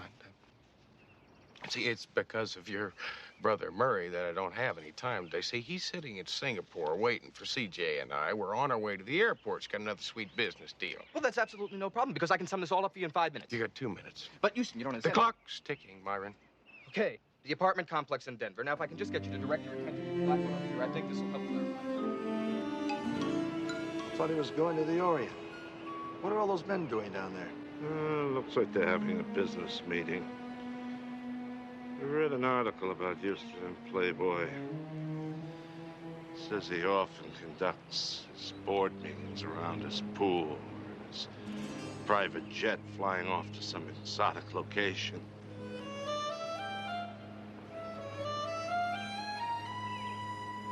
Mike, there she is now. Oh, yeah. Such a pretty lady. Too bad. Why? Everybody has to die sometimes. Today's just C.J. Parsons' turn. That's all. And recommend it as a go project. Yeah, I tell you, Myron sounded like a real money-making son of a gun, and I would go along with you on it, except, CJ, if you are going to make it to the airport on time, I think you best go by your place to get your luggage. Can I take Lamar's wagon? Well, you can use my car. Houston, we're going to be in the Far East for 2 weeks, right? So I packed a little more luggage than I... Yeah, well, fine. Liz, you'll take the wagon. Thank you.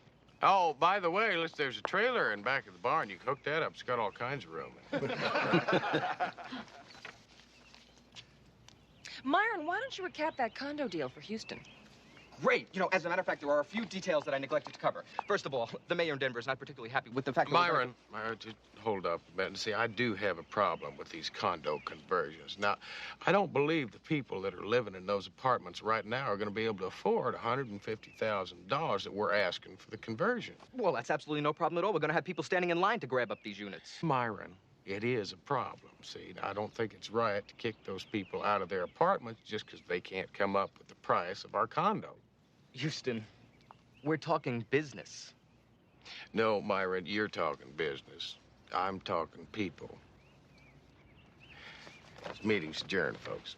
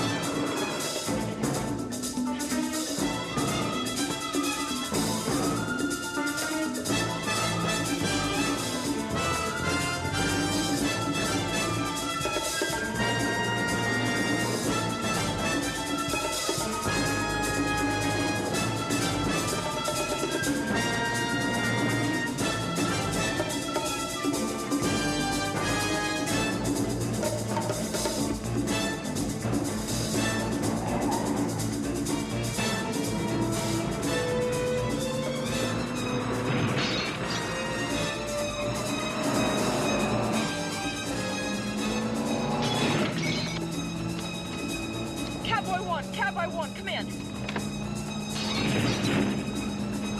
Catboy 1, this is Legal Eagle. I've got a Mayday on Deep Creek Road.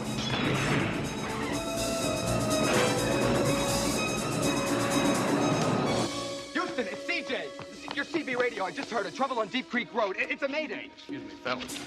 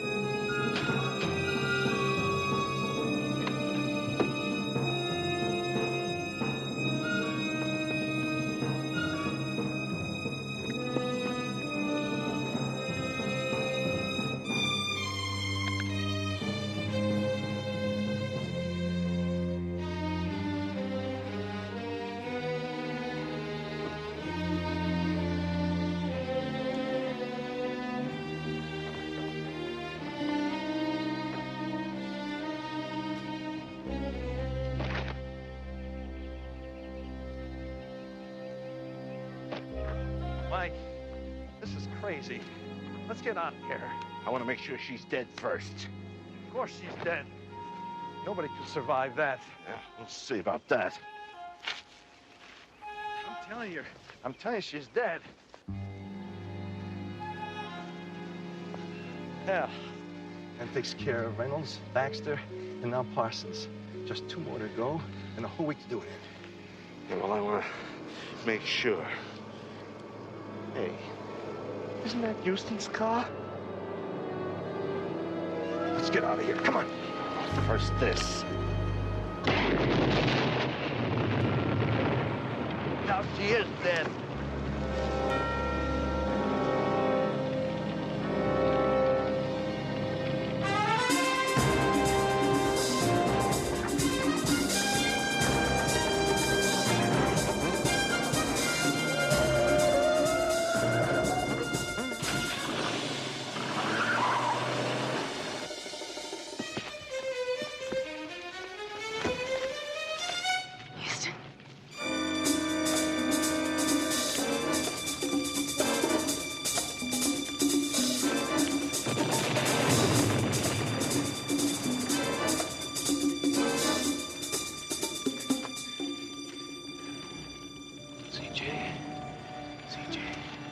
CJ, can you hear me?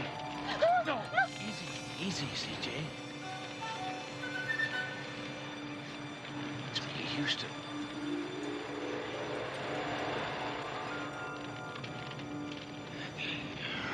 CJ, listen, are you all right?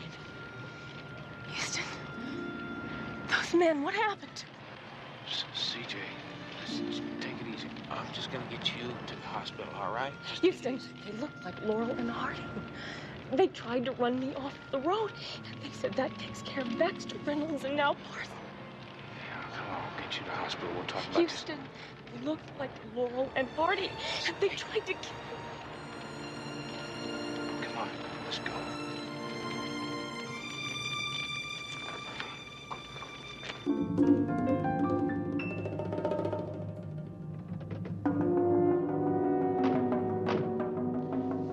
I ditched the pickup. Tell me what you see. I see Houston is carrying her to his car. Is she dead? But she has to be dead. I mean, the way that thing blew up. Idiots. All right. Find out what hospital Houston is taking her to, and then make sure C.J. Parsons gets her medicine.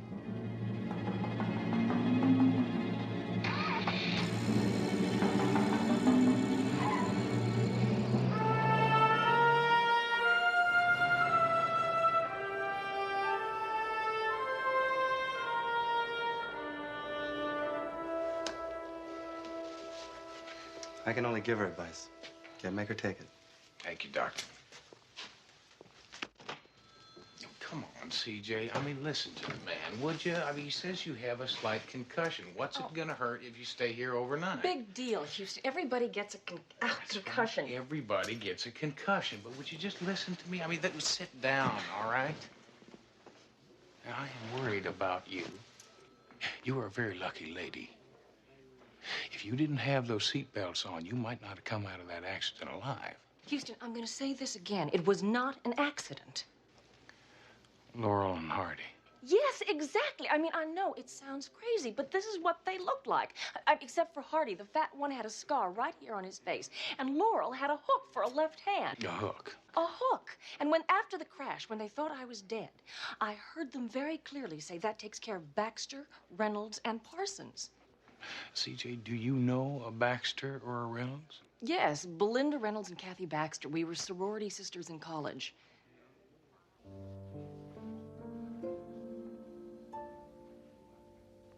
How do I get in touch with these ladies? They live in L.A., and their phone numbers and addresses are back at the office. I'll get in touch with them. Houston, those two men said something else.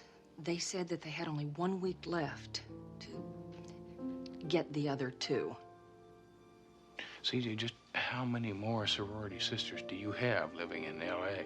2. Maureen Flanders and Carolyn Master. Their phone numbers are back at the office.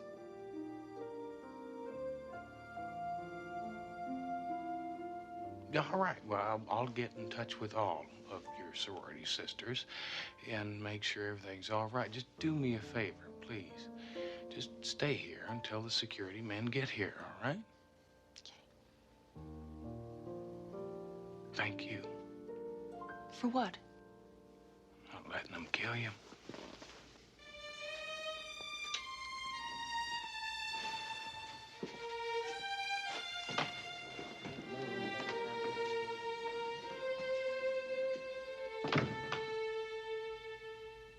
Nurse Bartlett called physical therapy on 14. Nurse Bartlett called physical therapy on.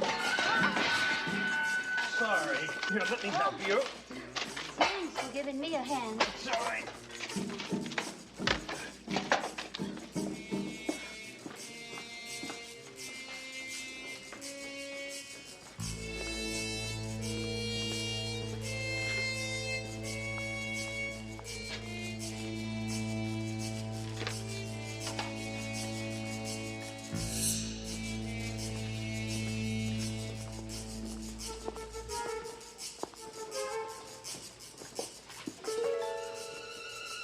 Gloved hand.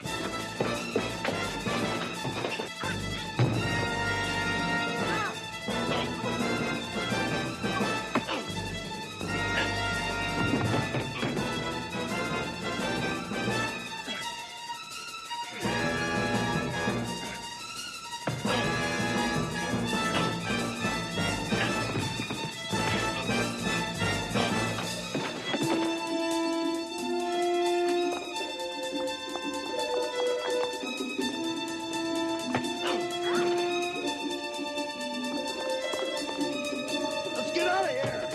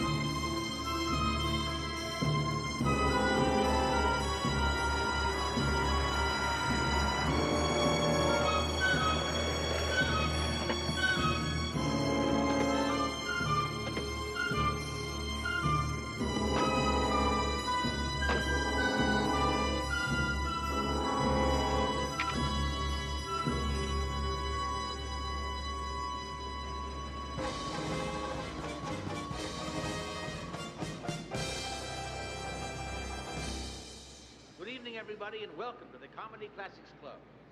Tonight, you're going to meet some of your old favorites. Charlie Chaplin, W.C. Fields, Groucho Marx, Laurel and Hardy, and many, many others. Laugh at them all over again and enjoy yourself. Well, Stanley, let's go to work. That's a good idea.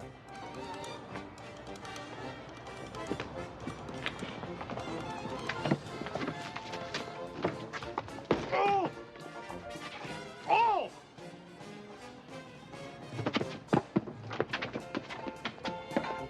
Reminds me of a time, many years ago, when I discovered the Aqui Indians drinking the juice of the cacti. I hear they're going to tear you down and put up an office building where you're standing. Godfrey Daniels. Hey, why are you staring at that young lady? Well, except for that mustache, she looks just like my Uncle Harry. Oh. Hey, I know your Uncle Harry. He doesn't have a mustache. Yeah, but she does. Oh. She does not excuse us.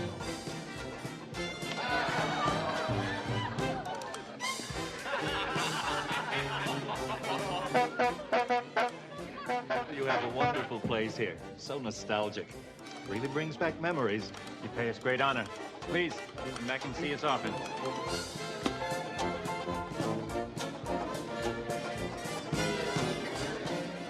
How much would you charge to stand at the wrong end of a shooting gallery?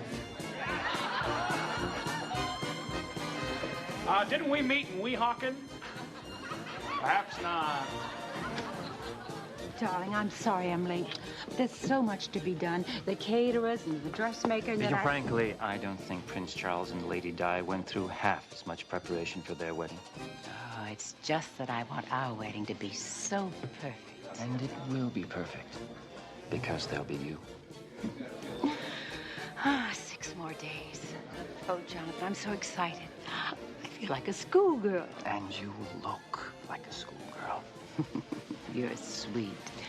But I haven't been a schoolgirl since... We agreed never to mention age. You're so much younger than I.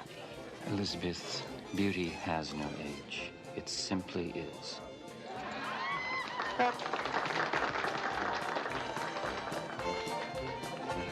Say, Harley, what does that remind you of?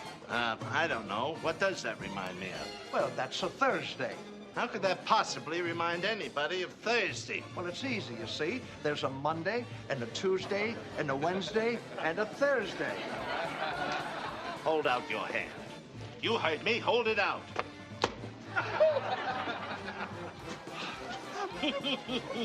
We have trouble. Excuse me, will you, darling? I'll change. Hurry back.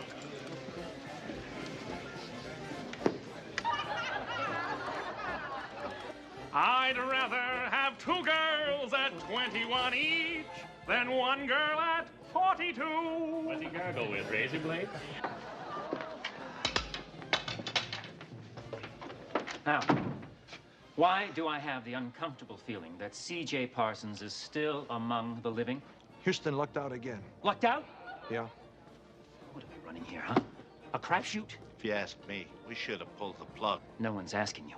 Mr. Renfield, this job's been jinxed since the first day. I say that what we ought to do is... Listen! That woman out there is worth more money than the 2 of you can count. In no way are we going to pull plugs, turn back, or abandon anything. Ever! What about Houston? Yeah, fat chance he's gonna let us snare that Parsons girl again. Then pull his plug.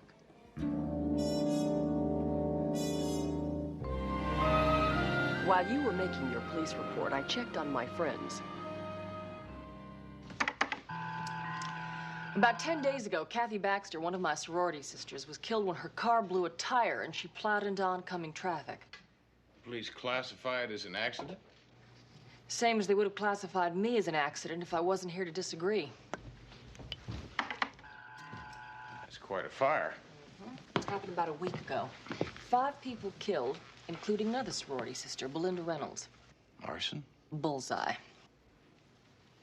Last time I saw Belinda, she was worried about her son's eyes, about his having to wear glasses or something like that. Funny what you think of at times like this. Yeah. Listen, what else have you got on your 2 living sorority sisters? Maureen Flanders turned out to be one hell of a lawyer. Local? Junior partner with a Century City law firm. So, has she had any recent accidents or near misses? Well, I called her and filled her in, and she's scared, but she's okay. That's a pretty lady. Doctor. Carolyn Master. First in her class, voted most likely to accomplish everything. Did she? Well, she thinks so, Houston. She gave up the big bucks to operate a free clinic in East L.A. Have you heard from her lately? Alive, well, and happy. CJ, listen, I want you to get a hold of our security people and arrange for around-the-clock protection for these gals. Now, I want you to stay put and get a little rest. I'm going to talk to your sisters. Oh, brother. Well, judging by your tone, Myron, it sounds like your mission was unaccomplished. Houston, L.A. is one very large landmass. Like you said, Houston, mission unaccomplished. Look, I tried, I really tried. I checked TV stations, theatrical agents, little theaters, comedy clubs, even parking lots. And no Laurel and Hardy's, huh? Zip. I did find a terrific Abbott and Costello, though. You know, those guys always did put me away. You remember that routine that they did with the who's on first and the second, third, what? Myron, listen, I'd love to send you on an Abbott and Costello mission, but they're not the ones that are killing people. So keep looking for me, would you please? Will do. Yeah. I mean, 10-4. Well, it's detective talk.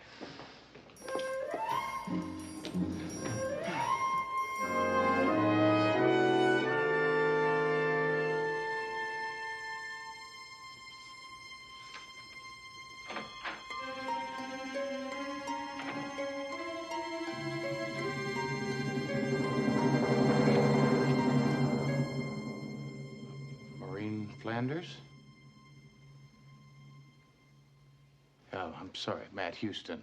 I'm a touch late. Listen, I just walked right through your outer office. I thought I locked it. It's hard to look like I was on the verge of a coronary, but I was a touch scared. Well, CJ said she filled you in. Kathy, Belinda, now CJ. It's bizarre. I mean, we're just sorority sisters, girls from Sigma House. No deep secrets. Why would anyone want us dead? I've got some very good leads, and hopefully I'll have some more soon. What do you want from me? Information. See, if you can think of something, a common denominator, other than the fact that you're all sorority sisters, it just might help me. Now, I've got CJ making a list back at the office. Now, maybe if you did the same thing, it could help. Just something that might point me in that right direction. I just don't know. Frankly, I've been out of touch with most of the others. I guess it must be the workaholic in me. Listen, you gotta think hard, Maureen. Think real hard. Now, it's important. Something that might give me an answer. I don't know. I keep going over the day the 6 of us graduated, the party we had. Wait a minute. 6? I thought there was only 5 of you. Oh, Mary Ann McDonald was a sorority sister. But she died 4 years ago, car accident. But I'm sure her death has no bearing on this. Yeah. I'm not so sure. Now, I can't be sure that you're not next on the killer's hit list. Come on, let's go. Where to? We're going to your house. I've got a security guard waiting for us. Be there when we get there.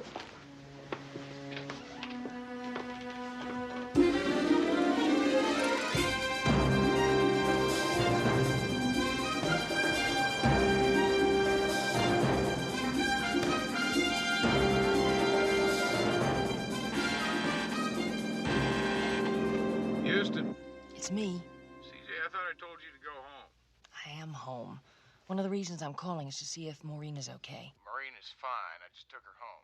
Listen, she told me about Mary Ann McDonald. My God, Mary Ann. Must be my concussion. I completely forgot about her, Houston. You don't think her death's connected to this, do you? Well, it was a car accident, right? I'm scared. CJ, did the security men get there? Yeah, all 3. Fort Knox should be so safe. Yeah, well, you mean a little bit more to me than Fort Knox. Did you come up with anything else on the other sorority sister? The other reason I called is because there's a message on my answering service from Carol. She said she wants to talk to you right away and will meet you at your office. I'm on my way. Listen, you get some rest. I'll talk to you in the morning, all right?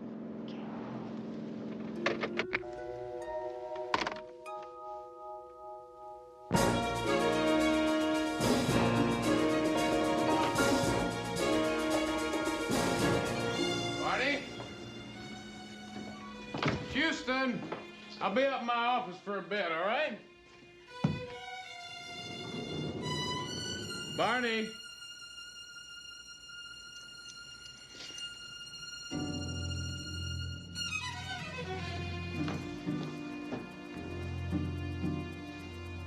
Still alive. Operator? Matt Houston, listen, I need an ambulance right away, please, at the Houston Inc. building. It's 100 Century Plaza South. Thank you.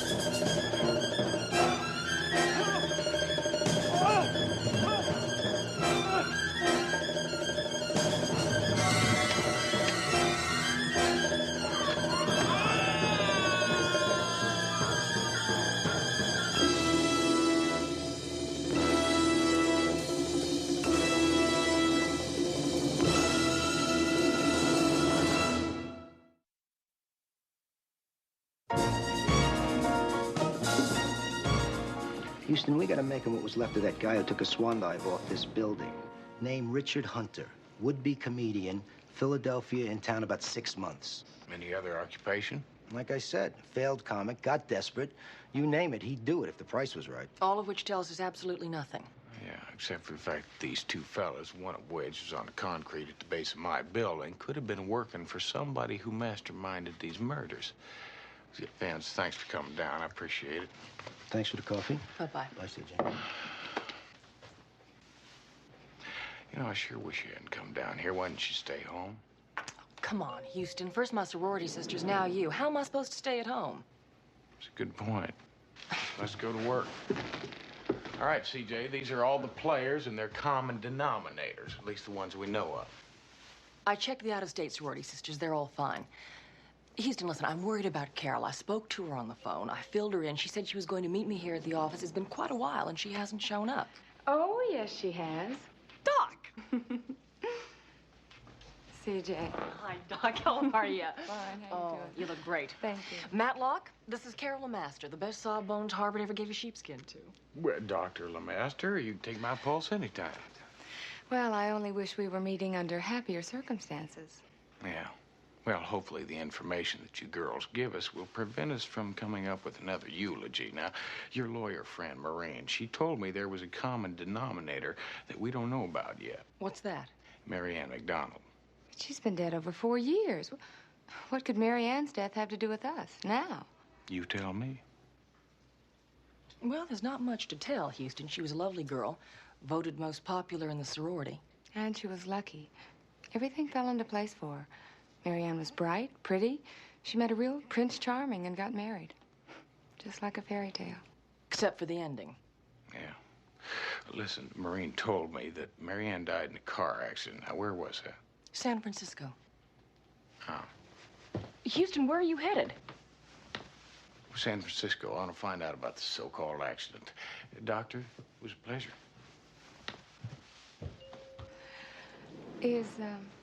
Is he always like that? No, sometimes he does things on the spur of the moment. Excuse me. Houston Industries. CJ, Myron, put Houston on the phone fast. Myron, he's left for San Francisco. San Francisco? But I think I found half of what he's looking for. Hardy, but no Laurel. That's because Laurel is dead. Kidding. The top floor? Ooh. Okay, I'll keep an eye on Hardy until you hear from Houston. Right. Oh, excuse me. I'm sorry, miss. Okay, but the next guy that grabs him, he gets punched out.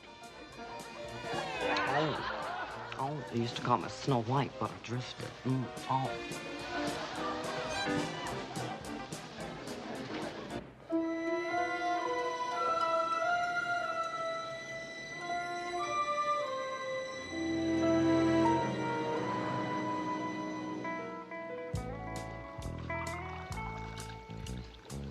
Phone call I got says you come all the way up from Smogsville just to talk about that accident 4 years ago. It was an accident. Oh? Cheers.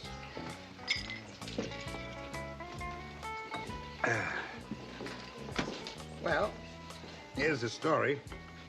I'd been off of homicide for about a year, assigned a traffic detail, and we got this call that a brand new car was doing a Brody off the Golden Gate Bridge.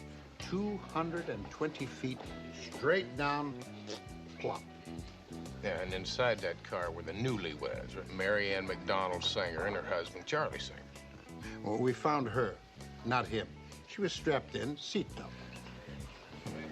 So you just assumed that his body was swept away by the current? I didn't assume nothing. The guys down at headquarters, that's what they settled on. But to this day, me and my partner don't agree with none of them. Your partner? You know, something I'd kind of like to talk to him, too, if I could. Well, you are talking to him. It's this way, kid. Ever since I was a rookie, I've had this feeling in my head that I call my partner. And whenever I was out on a case and there was something fishy, my little partner would start hammering on my head. And he sure as hell was hammering that day of that accident, I'll tell you. Didn't City Hall think it was a little strange? I mean, they never found a husband's body. No records on the man. It was as though he didn't exist. As you know, City Hall does a volume business, quick turnovers. You know, they reach a point where they have to F and F. File and forget. Oh, yeah. So that's when the case ended. For them, but not for me and my partner. We were hooked. We just kept digging even after they retired me. Nuts. Yeah, well, and then what happened? And 6 months before she married Singer, Mary Ann McDonald came into some money, like $500,000. Let me guess, you and your partner checked it out. Turns up that her bank account was bone dry. You got it, kid. Yeah, listen, was there any trace of this husband after that, any at all? Oh, yeah. Me and my partner, we tracked him down to Utah last year. Arizona before that. It was the same M.O., right? All he did was marry wealthy women, then get rid of them in a prearranged accident. That's him. I know it's him. But every time I mention it, you know, somebody says, hey, Section 8, baby. I don't think you're crazy, Buster. I just think you're one hell of a cop. Ex-retired cop. You know, I wasn't going to show you this until my partner checked you out. Well, what's your partner's verdict? Oh, he thinks you're a pretty good egg. Yeah, I won a big daily double one time, and we used the proceeds to track Bluebeard all the way down to New Mexico. And that's him, the groom.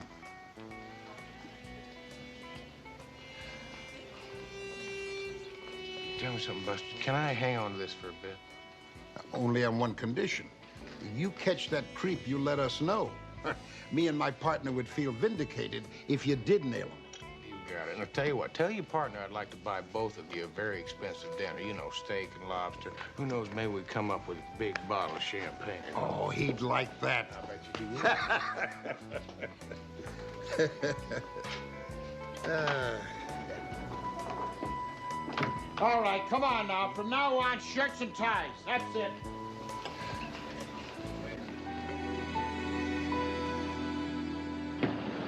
Mr. Houston, it's Murray. He's calling from Singapore. He's still waiting at the airport. He has to know what to do. Murray, get a hotel.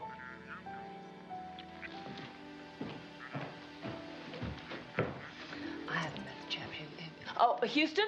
How was San Francisco? Well, I think I'm one step closer to finding your would-be killer, CJ. Listen, ladies, I need to ask you all a question. Now, are any of you planning on attending a social event this week, say, like a wedding? I am. So am I. Ditto.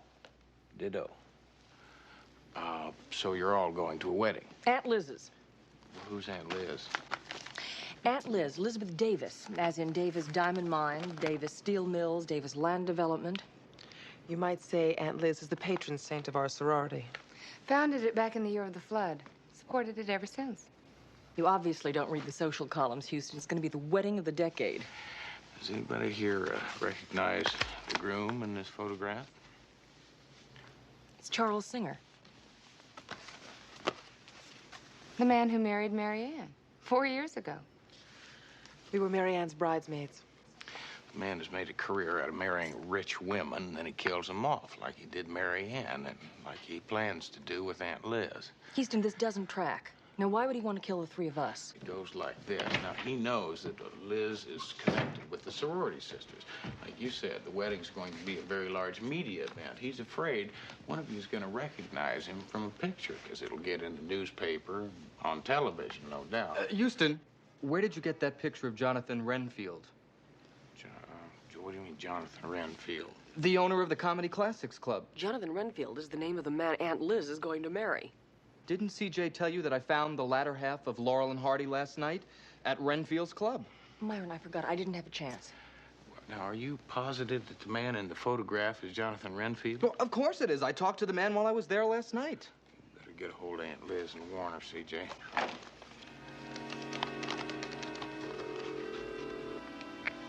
Elizabeth Davis, please. Well, could you tell me where she is? This is urgent. Yes, thank you. She's at Renfield's club. Call her pronto. Look, yeah, the number's right here on the matchbook.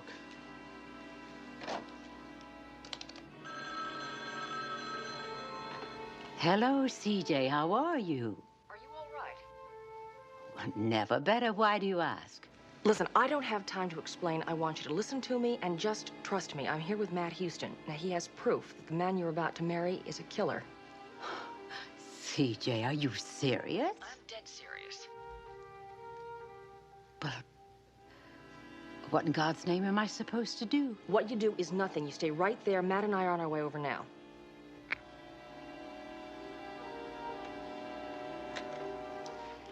That was CJ Parsons with some good news and some bad news. The bad news is that Matt Houston knows all about your unsavory past. And the good news? Miss Parsons and Mr. Houston are en route here to rescue me from your evil clutches. Well, then, we'll have to prepare something very special for their arrival, won't we?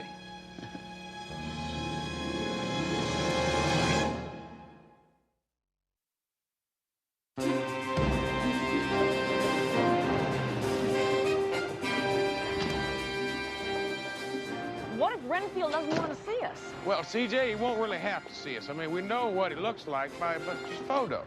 Well, Myron says he likes to dress up like Charlie Chaplin a lot. Oh, well, I mean, if that's true and he does it today, it's going to make things a whole lot easier. It's not going to be a problem. It's just going to be a piece of cake.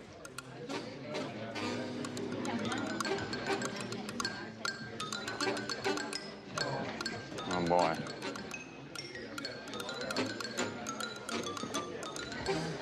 CJ, maybe if we just mingle amongst them for a while, sooner or later we'll run into him. I don't think we're going to score that way. Oh, but you did score. Now, I want you to do exactly as I say, Mr. Houston. You too, Miss Parsons. And thank you for your cooperation. But just head over to that door over there, please. Now, go ahead.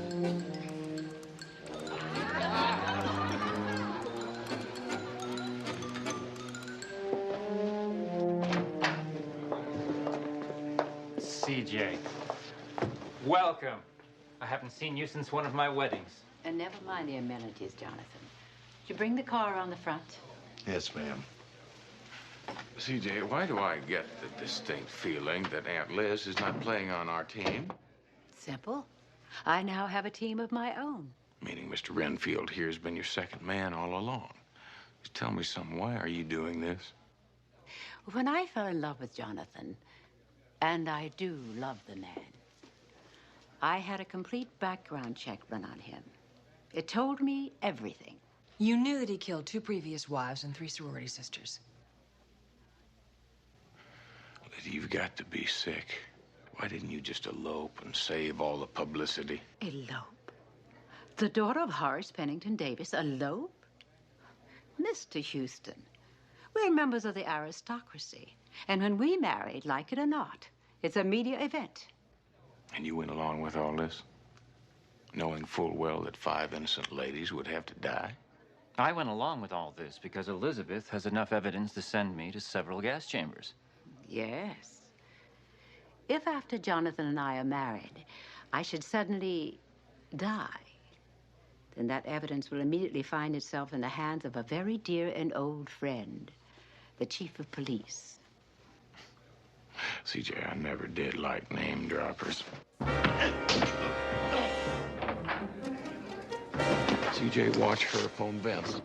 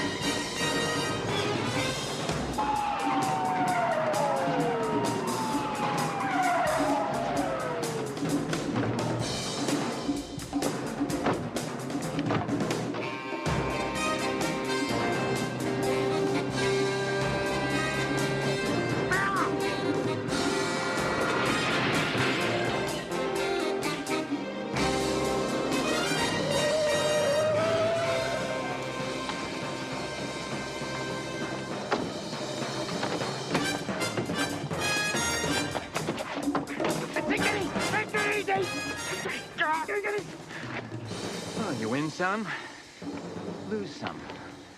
Right, Houston? Take it easy. Take it easy. Tried to kill CJ.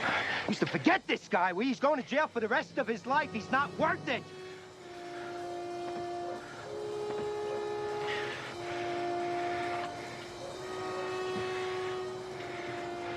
Maybe you're right. And then again, he...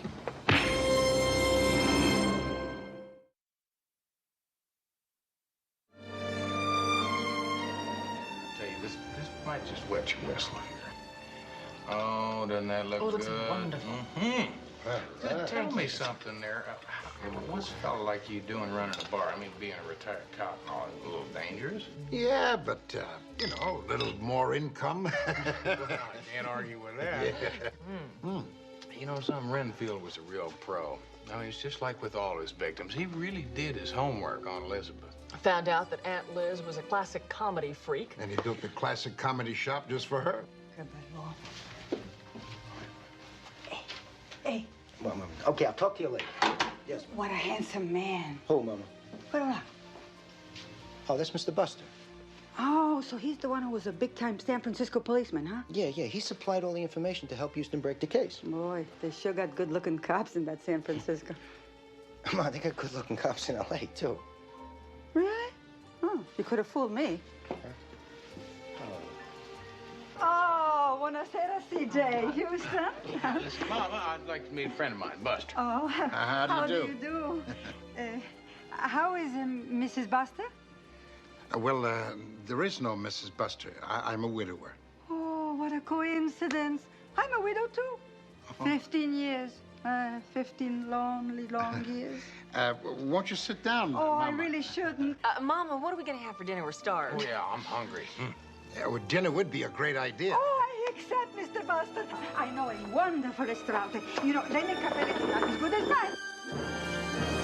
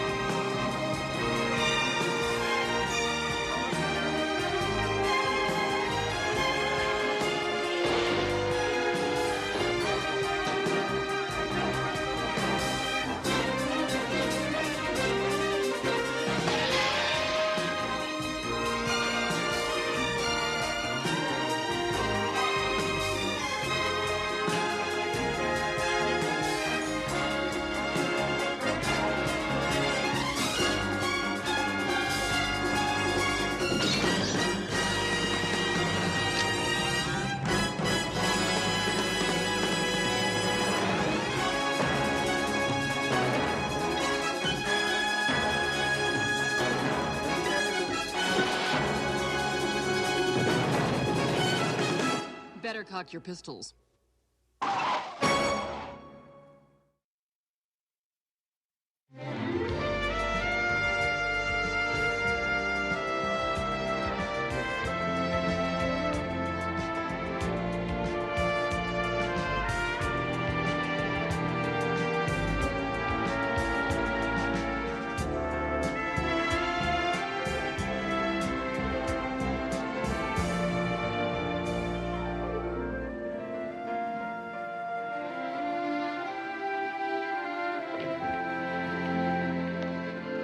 For what a tuxedo costs these days, you would think they'd come up with some instructions on how to tie the damn thing. Houston, there's nothing to it. What do you mean there's nothing to it? If it wasn't for you, I wouldn't have to speak at this policeman's benefit. I could be watching the ball game. Very good. Get it? Lieutenant, you have a call, line 3. Thanks. Houston, I'll help you with this.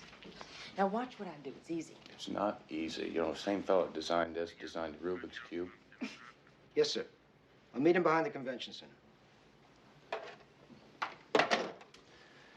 I'm afraid we're gonna have to make a quick stop. Trouble? Yeah, at the rally for Senator Delaney, there might be some trouble, and the captain's homesick. Just want to double-check security. Ready? Look, Vince, how'd you get yours tied? Nothing to it. Yeah, well, it looks... It's a clip-on. Yeah. Yeah. Hey, I'll swap you.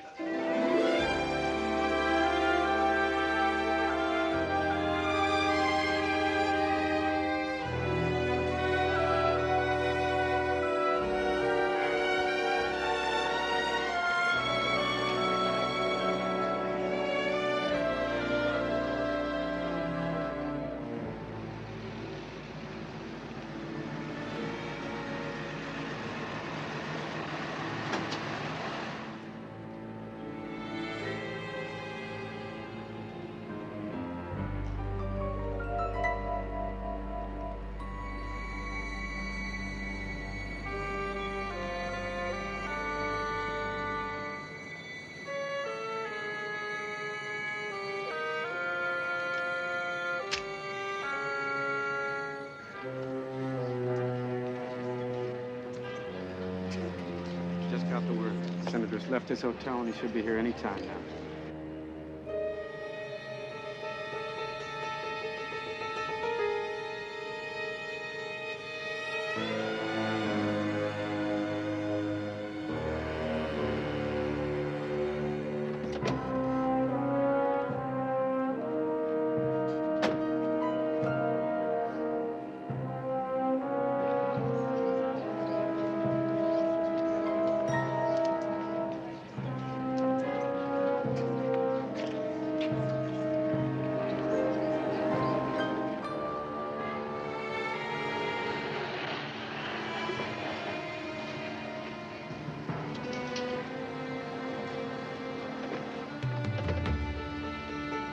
There he is. There's the senator now.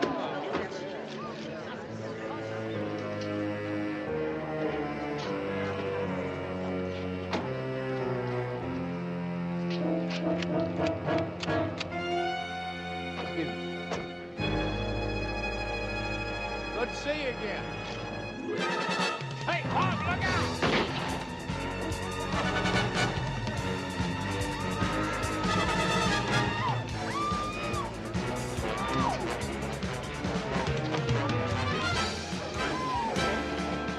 Senator, you all right?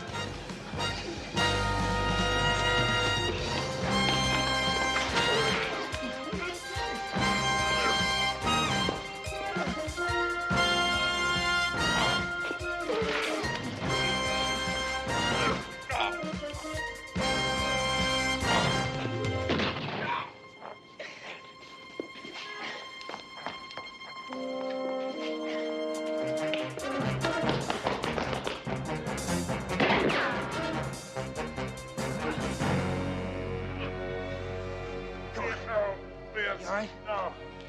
Just my shoulder. Oh, help me. All right, take it easy. Take it easy. He ran right into us. Says it wasn't him. He couldn't find a weapon. Must be the only one who saw him. That's him. No mistake, for the record. It's him, Vince.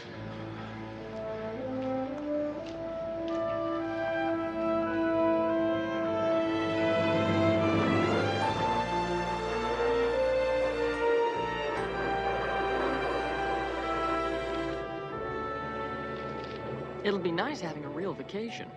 This resort looks glorious, Houston. I just hope the numbers are as good as Murray says they are.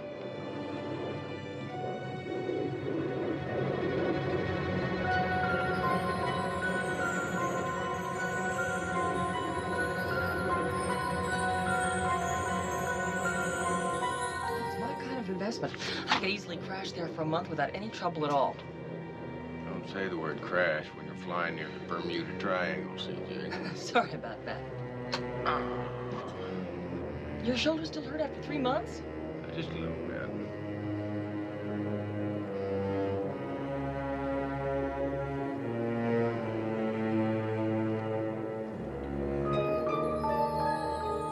CJ.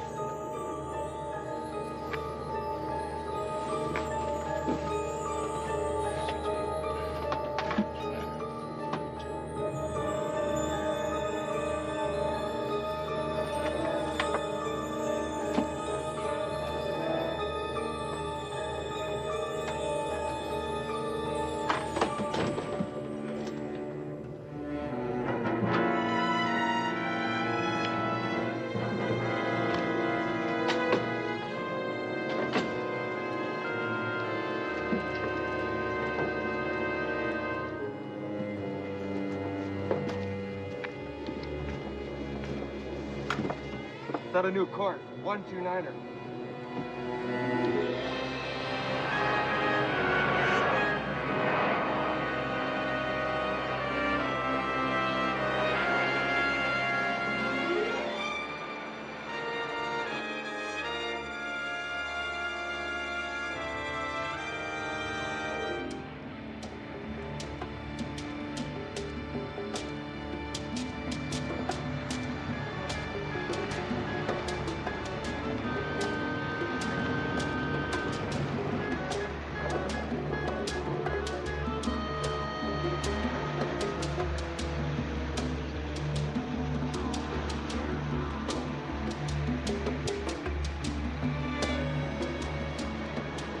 What the hell's going on here?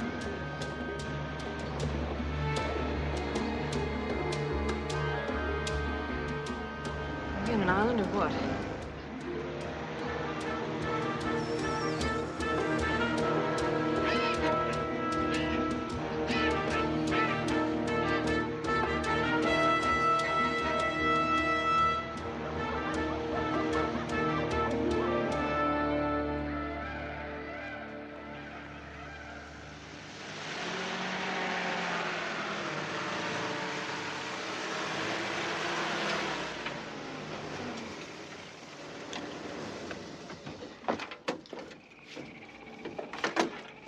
Get out.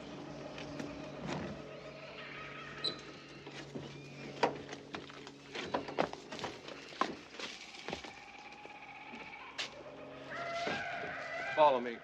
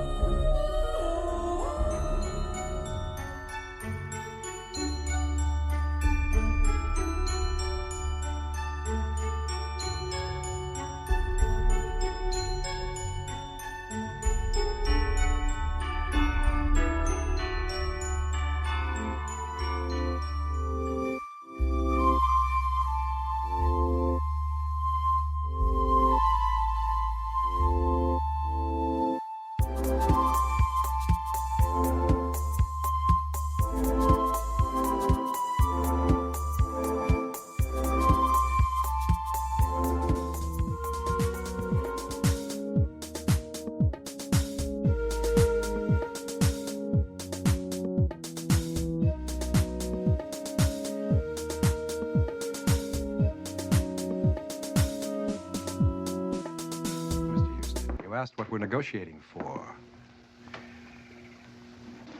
It's her. Take her to her quarters. Just a minute there, Charlie. Now, Mr. Houston, you don't think I do anything but see this lovely young lady to the most comfortable quarters we have? Her security is guaranteed, my friend. She is my guest for now. I said... Houston, it'll be all right.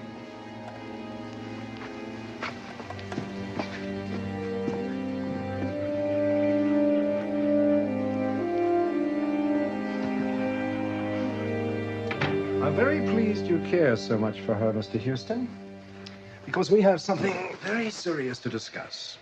Well, if you're talking about your son, you can forget it. Now, the man was caught red-handed with his finger on the trigger, so to speak. Yes, but you were the only witness. How many witnesses does it take for an assassination attempt, huh? Don't you remember, Mr. Houston, my saying that anything and everything can be negotiated? I suggest we take a little drive to show you how serious this situation is and to give you a better view of the realities. Shall we?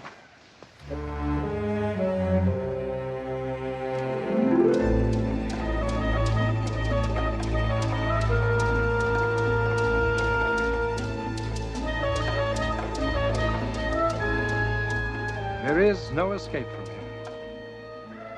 Suppose you were to make it through the jungle to the coast. Where would you go? Good answer. Now, where are we? Now, I know we were on a plane. That means there's a landing strip around here. Civilization can't be that far off. We are, sir, where it suits my needs to be.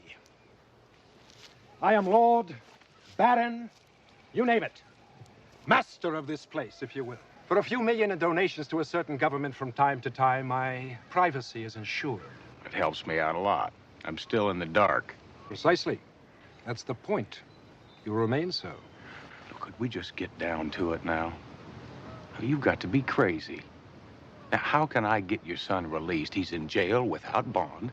The next logical step is going to be a very well-deserved 30-year prison sentence. You will leave here without knowing where you've been and do exactly as I tell you. Or else your dear Miss Parsons will be forever among the missing, buried in a place the world neither knows nor cares about. What exactly is it you want me to do? You will appear in a California courtroom. You will testify to a case of mistaken identity. After all, it was dark. The situation was confused. You were injured, in a state of shock, and you didn't know who you were identifying. Who do you expect is going to buy that kind of a story, huh? I expect you, Mr. Houston, to do a masterful job of selling. You will destroy that district attorney's case and free my son. Is that clear? Yeah. Throw it out.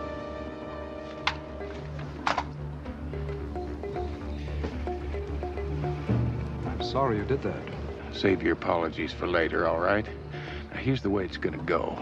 We're gonna go back to your hacienda and pick up CJ. And we're gonna go out and find your airstrip. Why don't you get in the back seat, huh?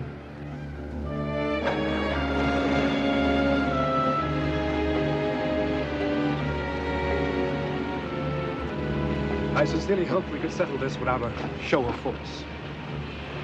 We can't. Drive. I said drive.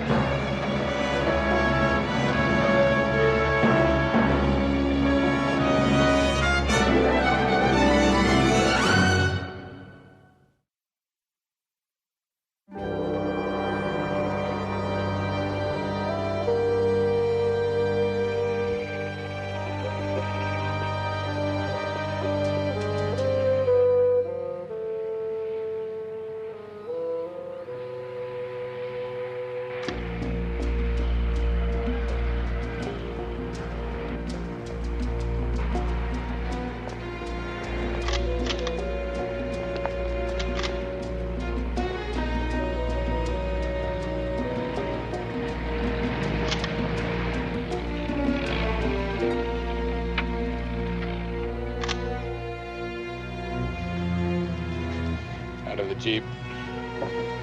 One move.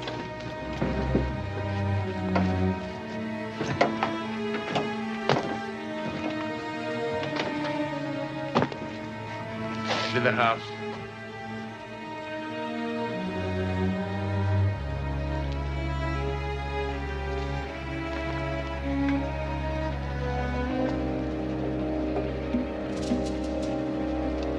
That's far enough, Mr. Houston. I'll be the judge of that. Now move. The charade is over. Sonny, bring that woman out here. Gentlemen, that's far enough. Go ahead, shoot them. Or if that's distasteful, fire into the air. Go ahead.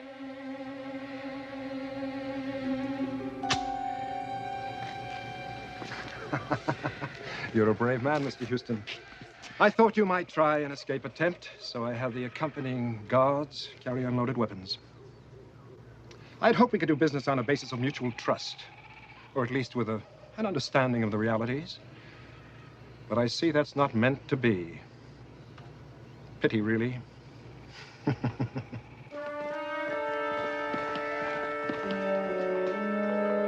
Prepare firing squad.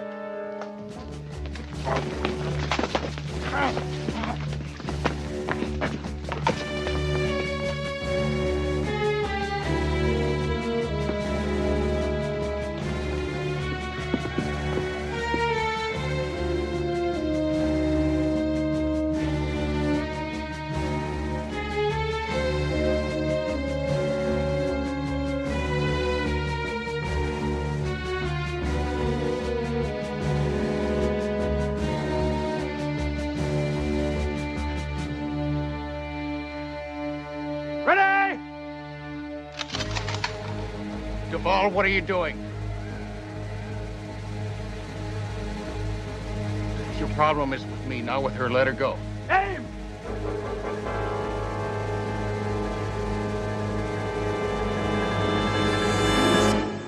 I'll do it. Whatever you want.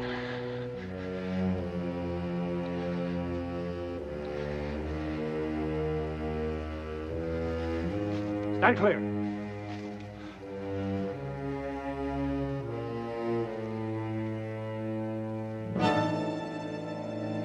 Goodbye, Mr. Houston.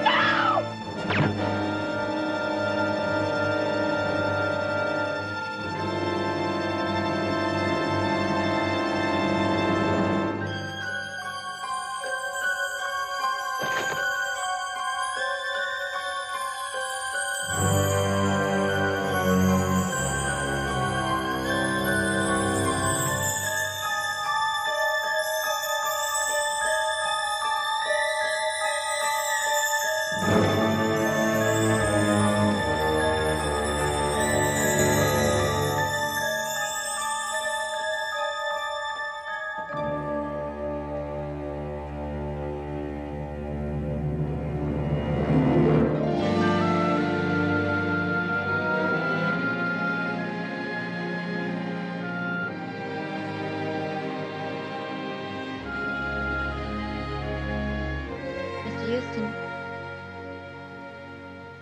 Mr. Houston, good morning. CJ. I thought you and CJ flew to the Bahamas. CJ. She's not here. I'll get you some coffee.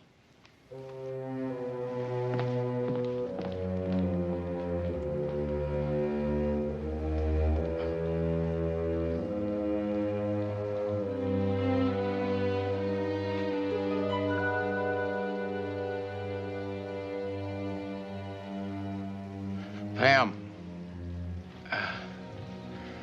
listen, I know I asked you to cover for me this weekend, but why don't you take the day off? I could use the time to myself.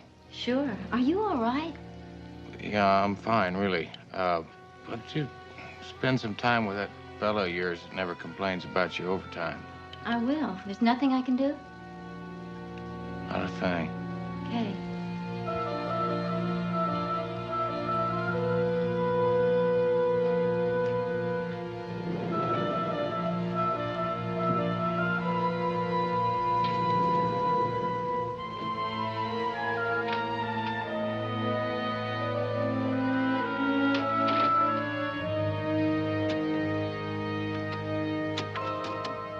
A reminder, Mr. Houston. So there's no mistake. Just as I knew you were a brave man who would try to escape, so I also know you might not be swayed by threats to your life. But I have your Miss Parsons. I will not hesitate to kill her if you do not fulfill your end of our bargain, or if you attempt to betray me. Of course, Mr. Houston, you will be watched.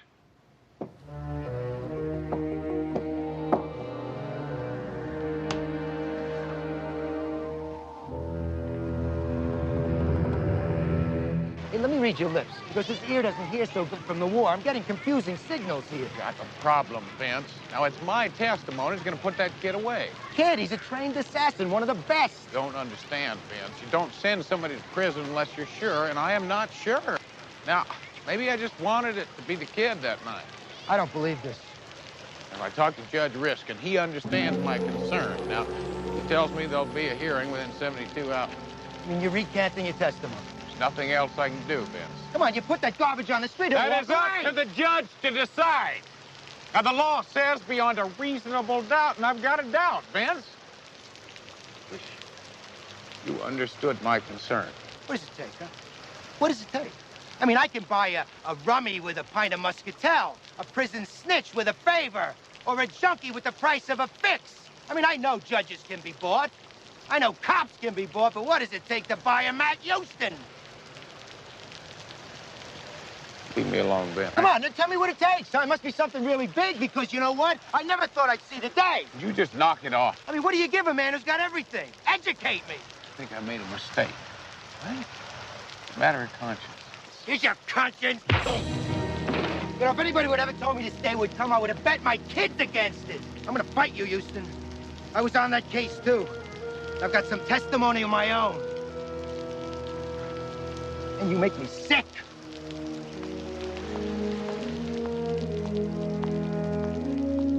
But I have your Miss Parsons. I will not hesitate to kill her if you do not fulfill your end of the bargain. Of course, Mr. Houston, you will be watched. People, please. My client has been through a long ordeal. The injustice has now been corrected. Justice?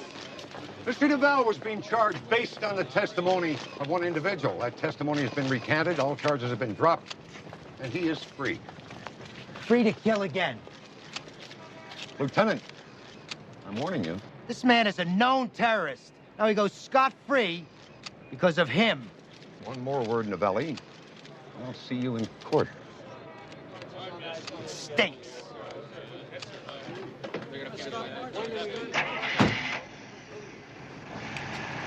Mr. Houston, can you tell us why you changed your...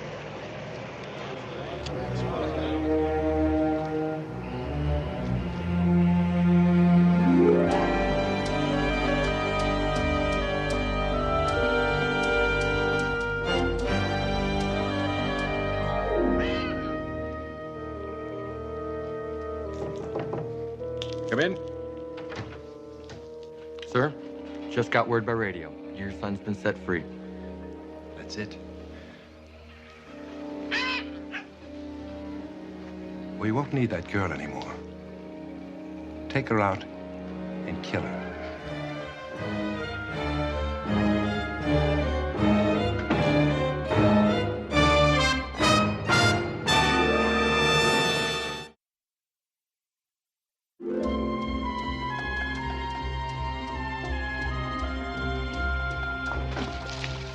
Now, fellas.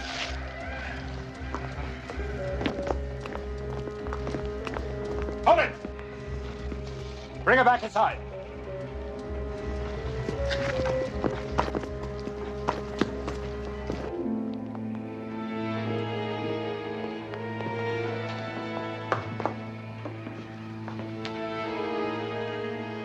Leave us be. You too. Get out.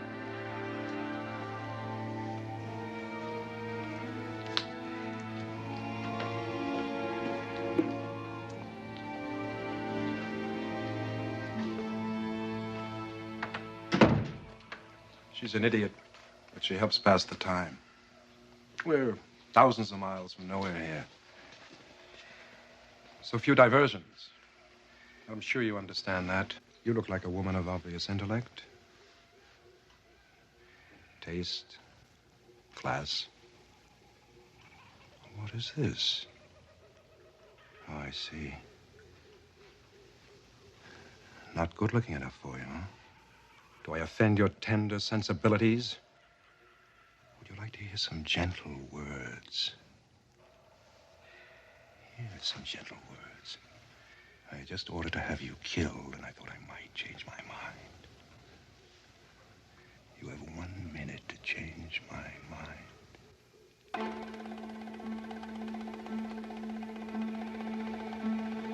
All right.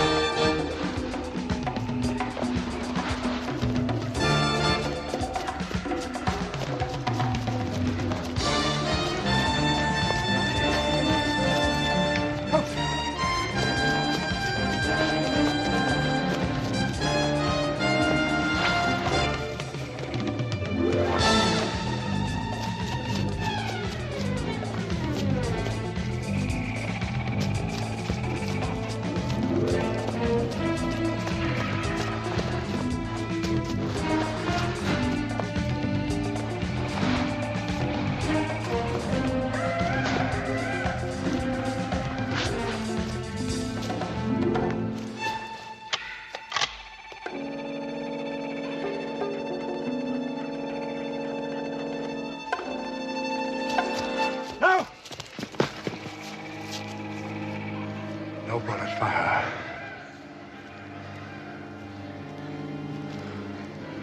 The bullet will be much too quick.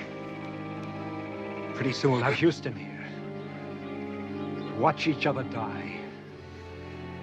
It'll be much slower than a bullet.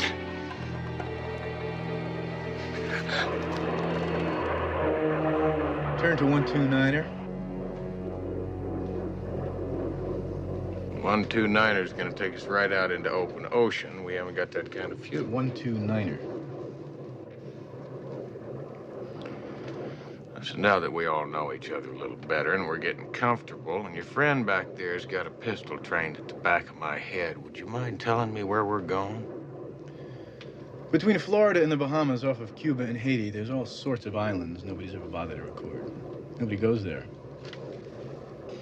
Set the autopilot. Guess it means we'll be traveling for a little bit, huh? We have 17 minutes to go. That is to say, we do. You have somewhat less. You see, Mr. Houston, no matter what my father said, there's no point in you making it back to that island. And why'd I know you were going to say that? What's it going to be, a swan dive from 35,000 feet? Take him in the back and kill him. Freeze! Now hand Mr. Houston the gun. Bless you, sir. You mean that little scene outside the courtroom was an act? I'll catch you on real quick, Junior. Over there. You're a fool, Houston. What are you going to do, send me back to jail? That's where I was. We're back where we started. Not quite. See, we know where your island is now.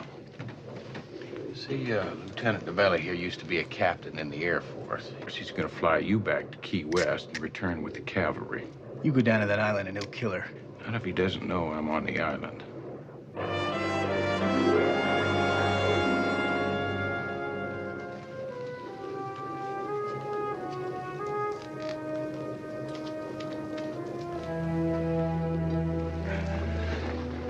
Help me on with this, Vance, would you?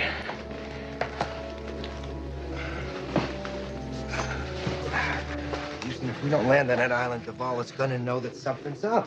You think whatever he wants to, Vance, as long as I got time enough to get CJ out of there.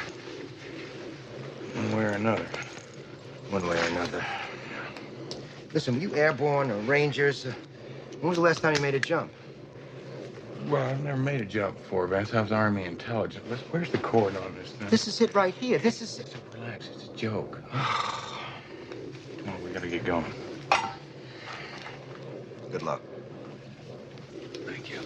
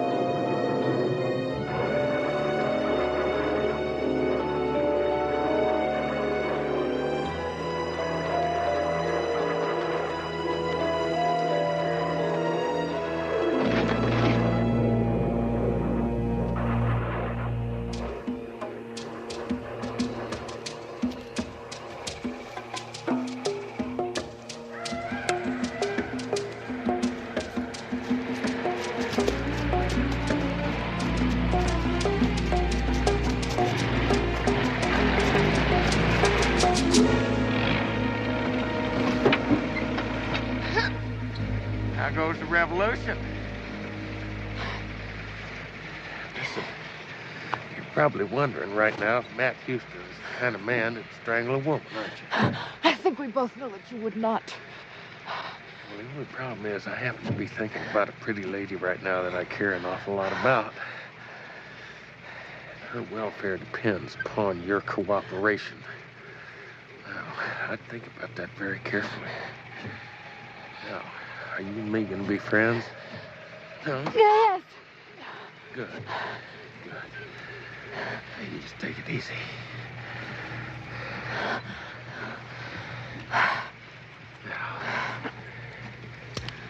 take me to Duvall. I don't know whether you realize or not, but what you're doing is impossible. We're just going to have to find that out, aren't we? You drive.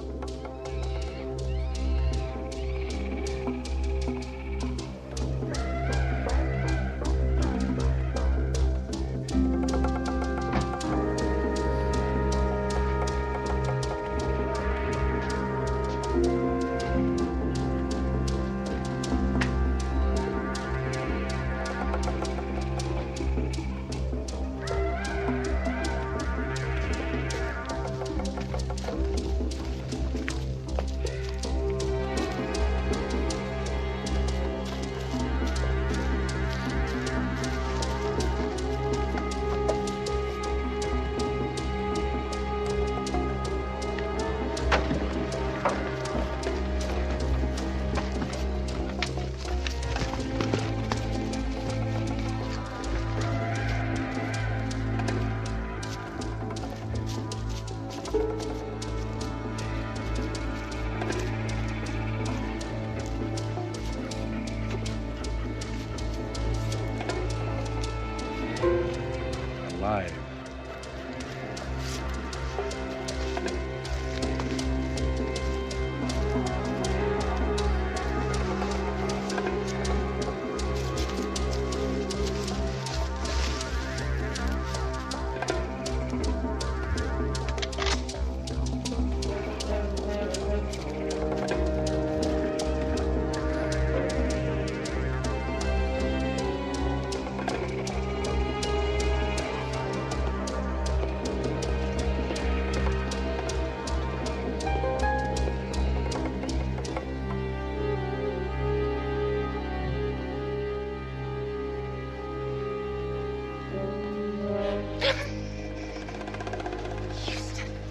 All right.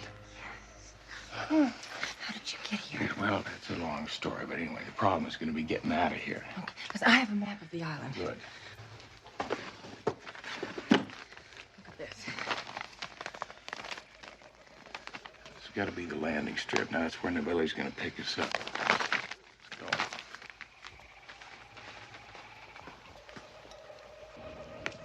Hold it, Houston! Stay right where you are!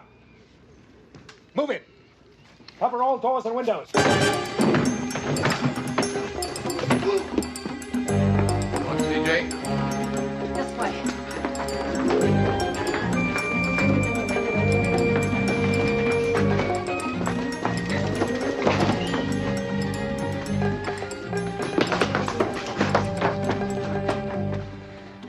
You believe this? Smoke bombs, flares, hand grenades. Automatic weapons, place is real stockpile.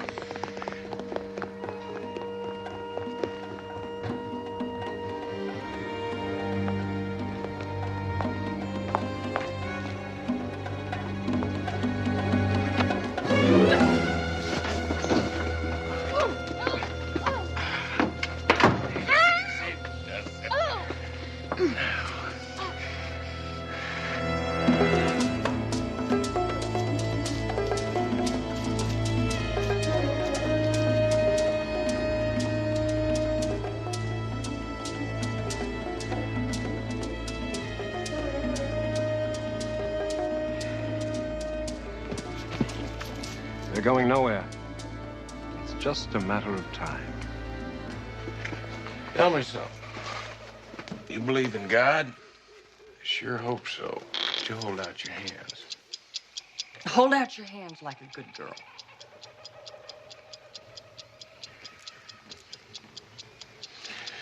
If you will notice, that is set for 3 minutes. And in 3 minutes, we're going to find out if there's really a heaven or if we're all going to wind up rabbits in Idaho.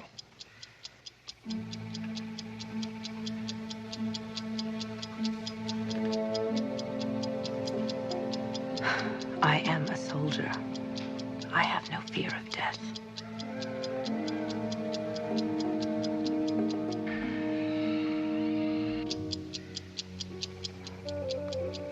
You're bluffing. Lady, we've got nothing to lose.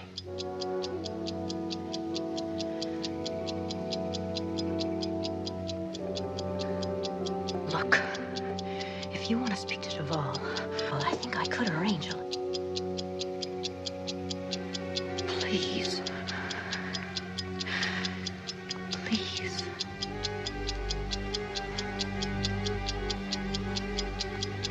My God. You best go warn your friends, ma'am.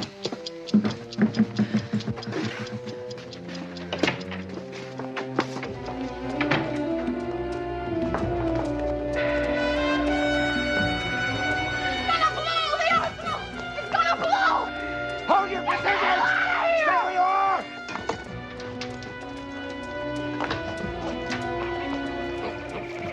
Stay where you are!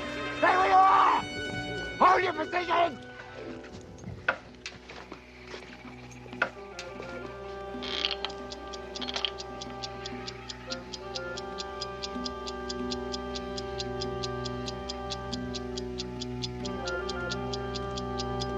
Let's get the hell out of here.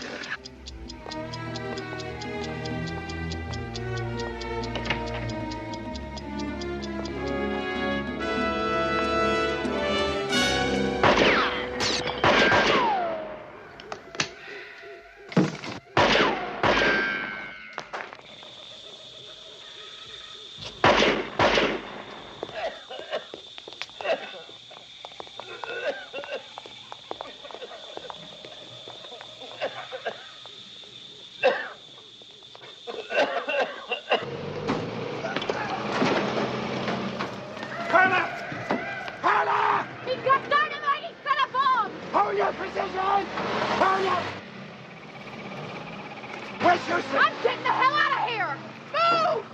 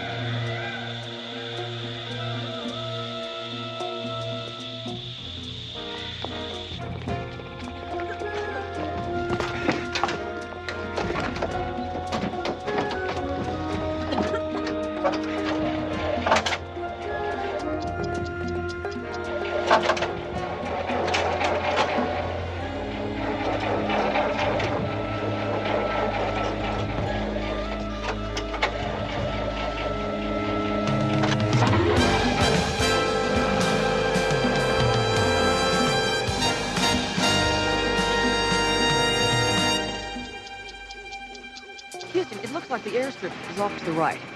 I hope you're right.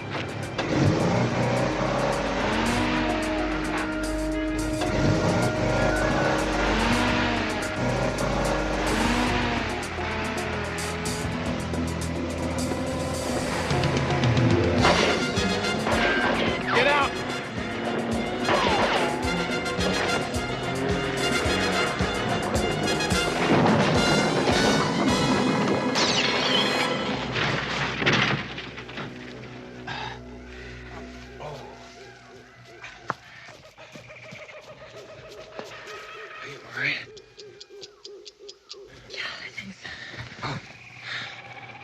You betrayed me, and you betrayed my son.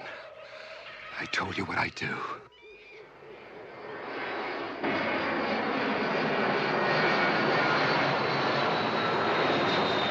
That'd be Novelli with the cavalry.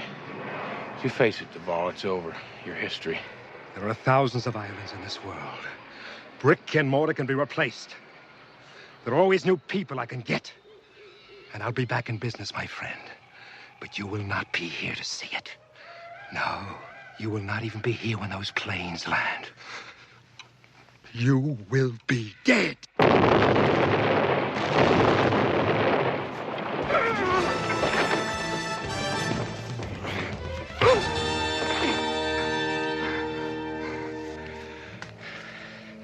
You wanted to be with your son, Duvall. You're going to be with him real soon. You'll both be together in the same cell.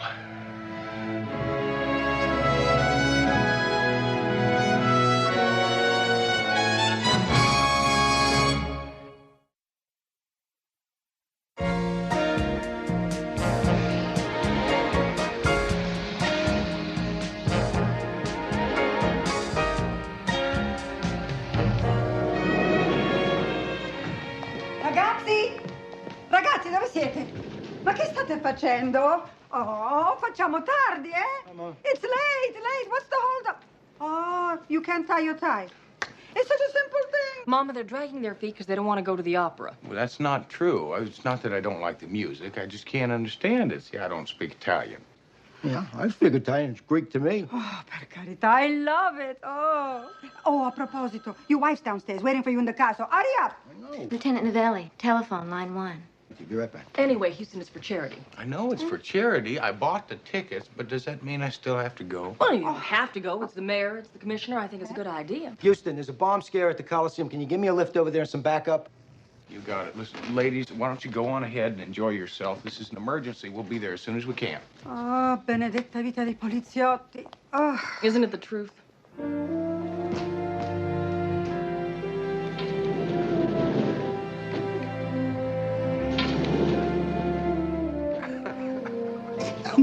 It was great the way you did that. I didn't think you were ever going to come back in there. I mean, what are you going to do now, huh? Come on, let's do something. All right, let's go. Come on. Let's go. All right.